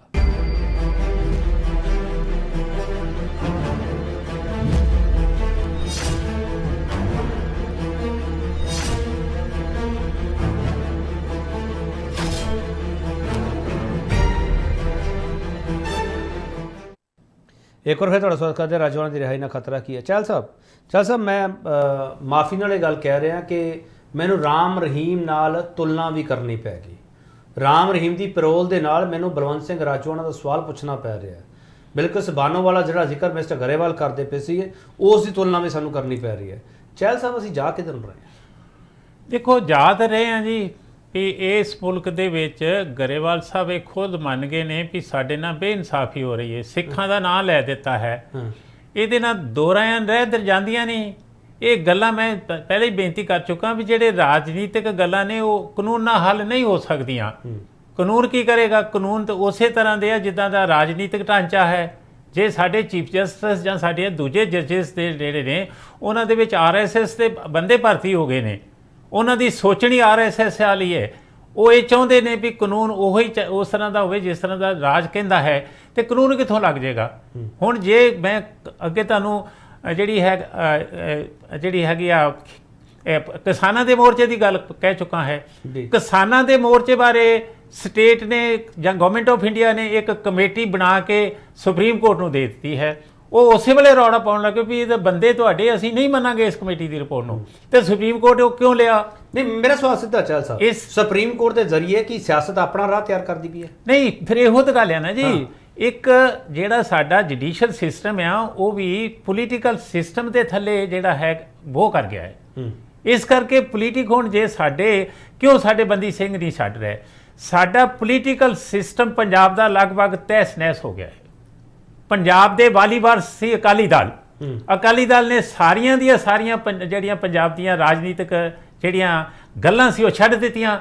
ਇੱਕ ਛੋਟੀ ਜਿਹੀ ਗੱਲ ਤੇ ਆ ਕੇ ਵੀ ਸਾਨੂੰ ਰਾਜ ਕਰਨ ਦਾ ਮੌਕਾ ਮਿਲ ਜਾਂਦਾ 5 ਸਾਲ 10 ਸਾਲ 15 ਸਾਲ। ਮੈਂ ਸਵਾਲ ਸਿੱਧਾ ਕਰਨਾ। ਚਹਿਲ ਸਾਹਿਬ, ਤੁਹਾਨੂੰ ਇਹ ਲੱਗਦਾ ਕਿ ਸ਼੍ਰੋਮਣੀ ਅਕਾਲੀ ਦਲ ਕਮਜ਼ੋਰ ਹੋਇਆ, ਇਸ ਲਈ ਕੇਂਦਰ ਸਰਕਾਰ ਨੇ ਏਜੰਸੀਆਂ ਦੀ ਇਨਪੁਟ ਦੇ ਆਧਾਰ ਤੇ ਇਹ ਉੱਥੇ ਹਲਫਨਾਮਾ ਦਿੱਤਾ? ਤੁਹਾਨੂੰ ਇਹ ਲੱਗਦਾ? ਬਿਲਕੁਲ ਠੀਕ ਹੈ। ਜੇ ਇਹ ਗੱਲ ਪੋਲੀਟੀਕਲੀ ਹੈ, ਇਹ ਗੱਲ ਜਿਹੜੀ ਹੋਣੀ ਪੋਲੀਟੀਕਲੀ ਹੱਲ ਹੈ, ਅਦਾਲਤਾਂ ਦੇ ਵਿੱਚ ਨਹੀਂ ਹੱਲ ਹੋਣੀ। ਅਦਾਲਤਾਂ ਜਿਹੜੀਆਂ ਹੈ, ਅਦਾਲਤਾਂ ਦਾ ਤੁਹਾਨੂੰ ਕੀ ਦਸੀਏ, ਜਗਤਾਰ ਸਿੰਘ ਹਵਾਰਾ ਦੇ ਖਿਲਾਫ ਕੋਈ ਕੇਸ ਨਹੀਂ ਦਿੱਲੀ 'ਚ, ਸਾਰੇ ਕੇਸਾਂ 'ਚੋਂ ਬਰੀ ਹੋ ਗਿਆ ਹੈ। ਲਾ ਇਹ ਕਹਿੰਦਾ ਵੀ ਜਦੋਂ ਕੋਈ ਜਿਸ ਸਟੇਟ 'ਚ ਕੇਸ ਚੱਲਦਾ ਹੈ, ਜੇ ਉਹਦੇ 'ਚੋਂ ਸਾਰੇ ਬਰੀ ਹੋ ਗਏ ਨੇ ਤਾਂ ਉਹਨੂੰ ਆਪਣੀ ਸਟੇਟ 'ਚ ਭੇਜ ਦਿਓ।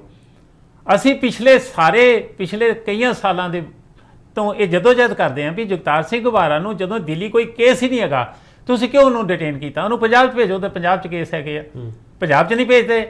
ਔਰ ਪੋਲੀਟੀਕਲ ਸਿਸਟਮ 'ਚ ਉਹਦੇ 'ਚ ਵੀ ਇਹੀ ਹਵਾਲਾ ਦਿੱਤਾ ਜਾ ਰਿਹਾ। ਇਹ ਬਿਲਕੁਲ ਠੀਕ, ਉਹਦੇ 'ਚ ਵੀ ਪੋਲੀਟੀਕਲ ਗੱਲਾਂ ਨੇ। ਹੁਣ ਇੱਕ ਹੋਰ ਕਿੰਨੀ ਵੱਡੀ ਬਦਕਿਸਮਤੀ ਆ ਵੀ ਜਗਤਾਰ ਸਿੰਘ ਹਵਾਰਾ ਦੇ ਖਿਲਾਫ 34 ਕੇਸ ਰਜਿਸਟਰ ਹੋਏ ਨੇ।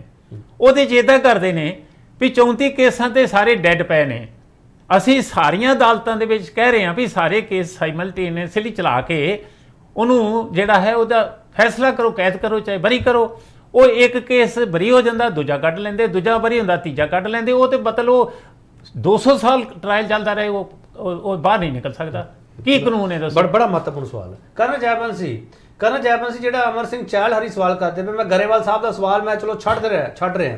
ਮਿਸਟਰ ਚਹਿਲ ਜਿਹੜਾ ਸਵਾਲ ਚੁੱਕਦੇ ਪਏ ਆ, ਉਹ ਕਹਿੰਦੇ ਜੋ ਤੱਕ ਪੋਲੀਟੀਕਲ ਗਲਬਾ ਸਾਡੇ ਜੁਡੀਸ਼ੀਅਲ ਸਿਸਟਮ ਤੇ, ਅਸੀਂ ਕਿੱਥੋਂ ਨਿਆਂ ਦੀ ਉਮੀਦ ਕਰੀਏ? ਫਿਰ ਜੈਪਨ ਜੀ, ਮੈਂ ਅੱਜ ਕੇਪੀ ਸਿੰਘ ਜੀ ਜਦੋਂ ਬੈਠਿਆ ਸੀਗਾ ਡਿਬੇਟ 'ਚ, ਮੈਂ ਸ਼ੁਰੂ 'ਚ ਕਿਹਾ ਕਿ ਮੈਂ ਐਜ਼ ਸਟੂਡੈਂਟ ਇੱਥੇ ਬੈਠ ਰਿਹਾ ਤੇ ਮੈਨੂੰ ਬੜੀ ਉਮੀਦ ਸੀਗੀ ਕਿ ਚਹਿਲ ਸਾਹਿਬ ਜੋ ਕਿ ਐਡੇ ਮੰਨੇ ਹੋਏ ਇੱਕ ਵਕੀਲ ਹੈਗੇ ਨੇ, ਉਹਨਾਂ ਦੇ ਕੋਲੋਂ ਮੈਨੂੰ ਕੋਈ ਲੀਗਲ ਐਸਪੈਕਟਸ ਮਿਲ ਜਾਣਗੇ ਇਸ ਕੇਸ ਦੇ ਵਿੱਚ। ਮੈਂ ਤੇ ਇਹ ਦੇਖ ਰਿਹਾ ਸੀਗਾ ਕਿ ਸ਼ਾਇਦ ਉਹ ਇਹ ਦੱਸ ਦੇਣ ਕਿ 30 ਤਰੀਕ ਨੂੰ ਜਦੋਂ ਨੈਕਸਟ ਹੀਅਰਿੰਗ ਹੋਣੀ ਹੈ ਉਹਦੇ ਵਿੱਚ ਵੀ ਅਗਰ ਗਵਰਨਮੈਂਟ ਨੇ ਆਪਣੀ ਐਫੀਡੇਵਿਟ ਦੇ ਉੱਤੇ ਕੋਈ ਐਕਸ਼ਨ ਨਹੀਂ ਲਿਆ ਤੇ ਸੁਪਰੀਮ ਕੋਰਟ ਕੀ ਕਰ ਸਕਦੀ ਹੈ, ਕਿਹੜੇ ਤਰੀਕੇ ਨਾਲ ਹੋ ਸਕਦੀ ਹੈ। ਬਟ ਉਹਨਾਂ ਨੇ ਇਹ ਚੋਇਸ ਲਈ ਹੈ ਕਿ ਉਹ ਗਵਰਨਮੈਂਟ ਦੇ ਖਿਲਾਫ ਵੀ ਤੇ ਕੋਰਟਸ ਦੇ ਖਿਲਾਫ ਆਪਣੀ ਜਿਹੜੀ ਉਹਨਾਂ ਦੀ ਰਾਏ ਹੈ ਉਹ ਦੇ ਦੇਣ, ਤੇ ਉਹ ਰਾਏ ਮੈਨੂੰ ਲੱਗਦੀ ਹੈ ਕਾਫੀ ਨੈਗੇਟਿਵ ਹੈਗੀ ਹੈ। ਬਟ ਚਲੋ ਉਹਨਾਂ ਦੀ ਆਪਣੀ ਰਾਏ ਹੈ, ਉਹਦੇ 'ਚ ਮੈਂ ਕੀ ਕਰ ਸਕਦਾ। ਤੇ ਬੇਸਿਕਲੀ ਮੈਂ ਇਹ ਕਹਿਣਾ ਚਾਹੁੰਦਾ ਕਿ ਗਵਰਨਮੈਂਟ ਜਿਹੜੀ ਹੈ ਉਹ ਤੇ ਕੋਰਟ ਕੋਲੋਂ ਬਿਯੋਂਡ ਨਹੀਂ ਜਾ ਸਕਦੀ ਹੈ।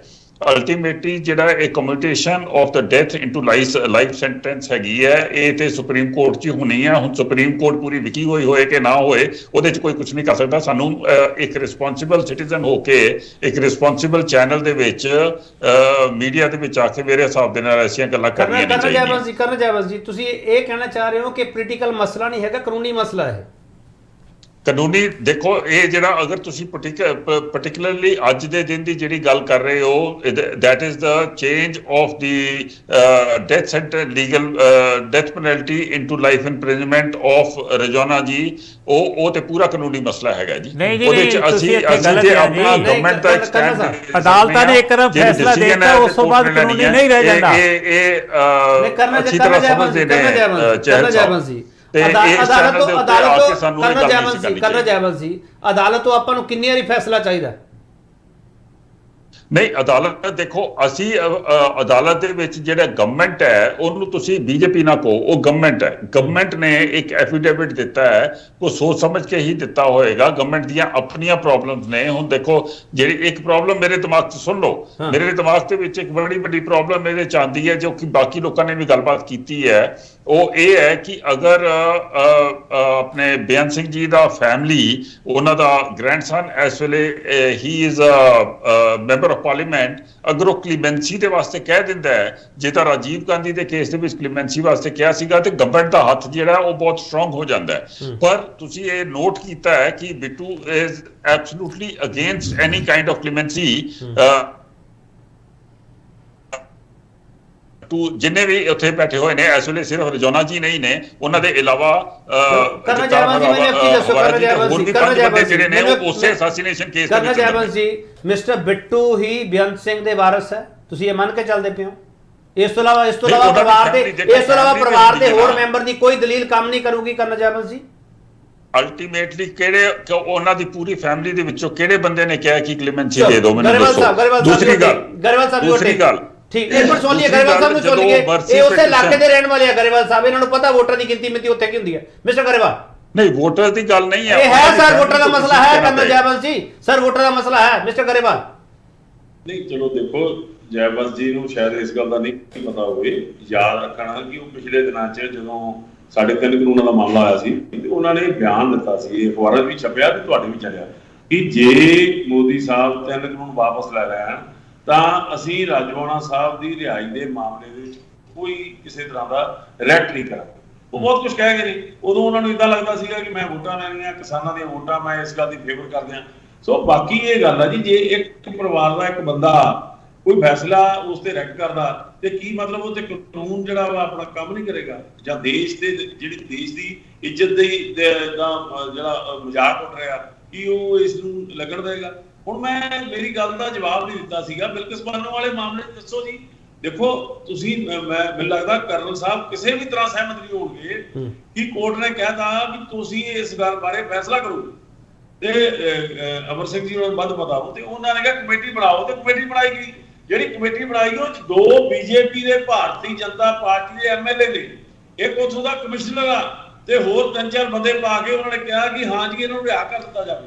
ਹੁਣ ਦੇਖੋ, ਇਹ ਫਿਰ ਸਹੀ ਦੀ ਵੀ ਤੇ ਪੈਸੇ ਦੀ ਵੀ, ਉਹ ਤਾਂ ਪੈਸਾ ਦਾ ਪੈਸਾ। ਮੈਂ ਥੋੜਾ ਵਕਫਾ ਲੈ ਲਾ, ਮੈਂ ਆ ਰਿਹਾ ਗਰੇਵਾਲ ਸਾਹਿਬ, ਆਖਰੀ ਹਿੱਸੇ ਵਿੱਚ ਅਸੀਂ ਹੋਵਾਂਗੇ।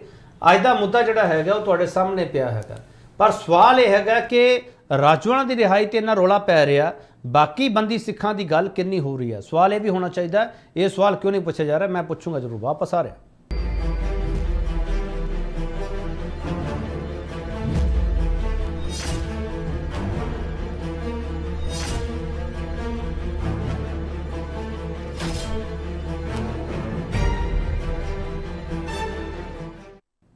ਇੱਕ ਵਾਰ ਫਿਰ ਤੁਹਾਡਾ ਸਵਾਗਤ ਕਰਦੇ ਹਾਂ। ਗਰੇਵਾਲ ਸਾਹਿਬ, ਮੇਰਾ ਬੜਾ ਸਿੱਧਾ ਸਵਾਲ ਹੈ ਸਰ, ਰਾਜੋਆਣਾ ਦੀ ਰਿਹਾਈ ਦਾ ਮਸਲਾ ਅਕਾਲੀ ਦਲ ਇੰਨਾ ਵੱਡੇ ਪੱਧਰ ਤੇ ਚੱਕਦਾ ਹੈ ਕਿ ਬਾਕੀ ਬੰਦੀ ਸਿੱਖ ਨੂੰ ਅਕਾਲੀ ਦਲ ਮੰਨਦਾ ਨਹੀਂਗਾ? ਨਹੀਂ ਜੀ, ਕਦੋਂ ਕਹਿੰਦੇ ਤੁਸੀਂ ਬੰਦੀ ਸਿੰਘ ਨਹੀਂ ਮੰਨਦਾ? ਹਾਂ, ਹੁਣੇ ਜਿੰਨੀਆਂ ਅਸੀਂ ਪਾਈਆਂ, ਜੈਵਲ ਸਿੰਘ ਜੀ ਬੈਠੇ ਆ, ਇਹਨਾਂ ਨੂੰ ਵੀ ਮੈਂ ਬੇਨਤੀ ਕਰਾਂਗਾ ਕਿ ਅਸੀਂ ਤਾਂ ਮਿਲਣ ਵਾਸਤੇ ਸਮਾਂ ਮੰਗ ਰਹੇ ਆ। 9 ਬੰਦੀ ਸਿੰਘਾਂ ਦਾ ਜ਼ਿਕਰ ਕੀਤਾ ਜਿਹੜੇ ਆਪਣੀ ਉਮਰ ਤੋਂ ਵੱਧ 14 ਸਾਲ ਤੋਂ ਵੱਧ ਜਿਹੜੇ ਕੱਟ ਚੁੱਕੇ ਨੇ, ਉਹਨਾਂ 9 ਬੰਦੀ ਸਿੰਘਾਂ ਦਾ ਅਸੀਂ ਲਿਸਟ ਬਾਰ-ਬਾਰ ਭੇਜਦੇ, ਇੱਕ ਵਾਰ ਨਹੀਂ 10 ਵਾਰ ਭੇਜ ਚੁੱਕੇ ਆ। ਦਿੱਲੀ ਜਾ ਕੇ ਭਾਵੇਂ ਕਿ ਕੇਜਰੀਵਾਲ ਸਾਹਿਬ ਦਾ ਤਾਂ ਚਲੋ ਸਾਨੂੰ ਤਾਂ ਅਫਸੋਸ ਇਸ ਗੱਲ ਦਾ ਕਿ ਕੇਜਰੀਵਾਲ ਤਾਂ ਇਹ ਗੱਲ ਕਰੇ ਤੇ ਕਰੇ, ਭਾਰਤੀ ਜਨਤਾ ਪਾਰਟੀ ਜਿਹੜੀ ਬੜੀ ਵੱਡੀ ਸਾਂਝ ਰਹੀ ਆ, ਜਿਹਨੇ ਦੇਖਿਆ ਕਿ ਕਾਂਗਰਸ ਨੇ ਕਤਲੇਆਮ ਕੀਤਾ, ਉਹਨਾਂ ਦੇ ਕੇਸਾਂ ਨੂੰ ਕੱਢ ਕੇ, ਅਸੀਂ ਉਦੋਂ ਭਾਈਵਾਲ ਸੀ ਤੇ ਉਹਨਾਂ ਨੂੰ ਜੇਲ੍ਹ ਦੇ ਅੰਦਰ ਕੀਤਾ ਤੇ ਸਿੱਖਾਂ ਦੇ ਬਾਰੇ ਚੰਗੀ ਤਰ੍ਹਾਂ ਜਾਣਦੇ ਨੇ। ਗਰੇਵਾਲ ਸਾਹਿਬ ਜਦੋਂ ਤੁਸੀਂ ਭਾਈਵਾਲ ਸੀਗੇ, ਉਦੋਂ ਕੋਈ ਚਿੱਠੀ ਪੱਤਰੀ ਕੀਤੀ? ਉਦੋਂ ਪ੍ਰਧਾਨ ਮੰਤਰੀ ਨੂੰ ਮਿਲੇ ਤੁਸੀਂ? ਬਿਲਕੁਲ ਮਿਲੇ ਜੀ, ਬਿਲਕੁਲ ਮਿਲੇ। ਦੱਸਦਾ ਹੁਣ ਜੈਪਾਲ ਸੀ ਆਪ ਹੀ ਦੱਸ ਰਹੇ ਹਨ ਕਿ ਉਦੋਂ ਇਹਨਾਂ ਦਾ ਪ੍ਰੈਸ਼ਰ ਸੀ, ਅਸੀਂ ਤਾਂ ਗੱਲ ਕੀਤੀ ਸੀ। ਸੋ ਮੈਂ ਤਾਂ ਇਹ ਗੱਲ ਕਰਦਾ ਕਿ ਇਹ ਇਕੱਲੇ ਰਾਜੋਆਣਾ ਸਾਹਿਬ ਦਾ ਮਸਲਾ ਨਹੀਂ ਹੈਗਾ। ਰਾਜੋਆਣਾ ਸਾਹਿਬ ਦਾ ਮਸਲਾ ਤਾਂ ਜਦੋਂ ਕੋਰਟ ਇਧਰੋਂ ਗੇਦ ਉਧਰ ਕਰ ਦਿੰਦੀ ਹੈ, ਉਧਰੋਂ ਇੱਧਰ ਕਰ ਦਿੰਦੀ ਹੈ। ਸਾਡੇ ਲਈ ਤਾਂ ਸਾਰੇ ਬੰਦੀ ਸਿੰਘ ਸਤਿਕਾਰਯੋਗ ਨੇ, ਪਰ ਅਸੀਂ ਇਹ ਗੱਲ ਕਰਨਾ ਕਿ ਜਿਹੜੇ 9 ਬੰਦੇ ਆਪਦੀ ਸਜ਼ਾ ਤੋਂ ਵੱਧ ਜਿਹੜੇ ਬੈਠੇ ਨੇ ਇੱਥੇ, ਉਹਨਾਂ ਦਾ ਮਸਲਾ ਪਹਿਲਾਂ ਹੱਲ ਕਰੋ। ਬਾਕੀਆਂ ਸਭ ਲਈ ਲੜਾਈ ਲੜ ਰਹੇ ਨੇ ਅਸੀਂ। ਚਲੋ ਠੀਕ ਹੈ, ਉਹਨਾਂ ਦੇ ਪਰਿਵਾਰਾਂ ਦੇ ਠੀਕ ਹੈ। ਕਰਨਲ ਜੈਵੰਸ਼ ਜੀ, ਰਾਮ ਰਹੀਮ ਤੋਂ ਵੱਧ ਖਤਰਾ ਬਲਵੰਤ ਸਿੰਘ ਰਾਜੋਆਣਾ ਤੋਂ ਹੈ? ਨਹੀਂ ਜੀ, ਮੈਂ ਨਹੀਂ ਸਮਝਦਾ ਕਿ ਕੋਈ ਐਸੇ ਖਤਰੇ ਦੀ ਗੱਲ ਹੈਗੀ ਹੈ, ਤੇ ਇਸ ਗੱਲ ਦਾ ਮੈਂ ਤੁਹਾਨੂੰ ਜਵਾਬ ਵੀ ਨਹੀਂ ਦੇ ਸਕਦਾ।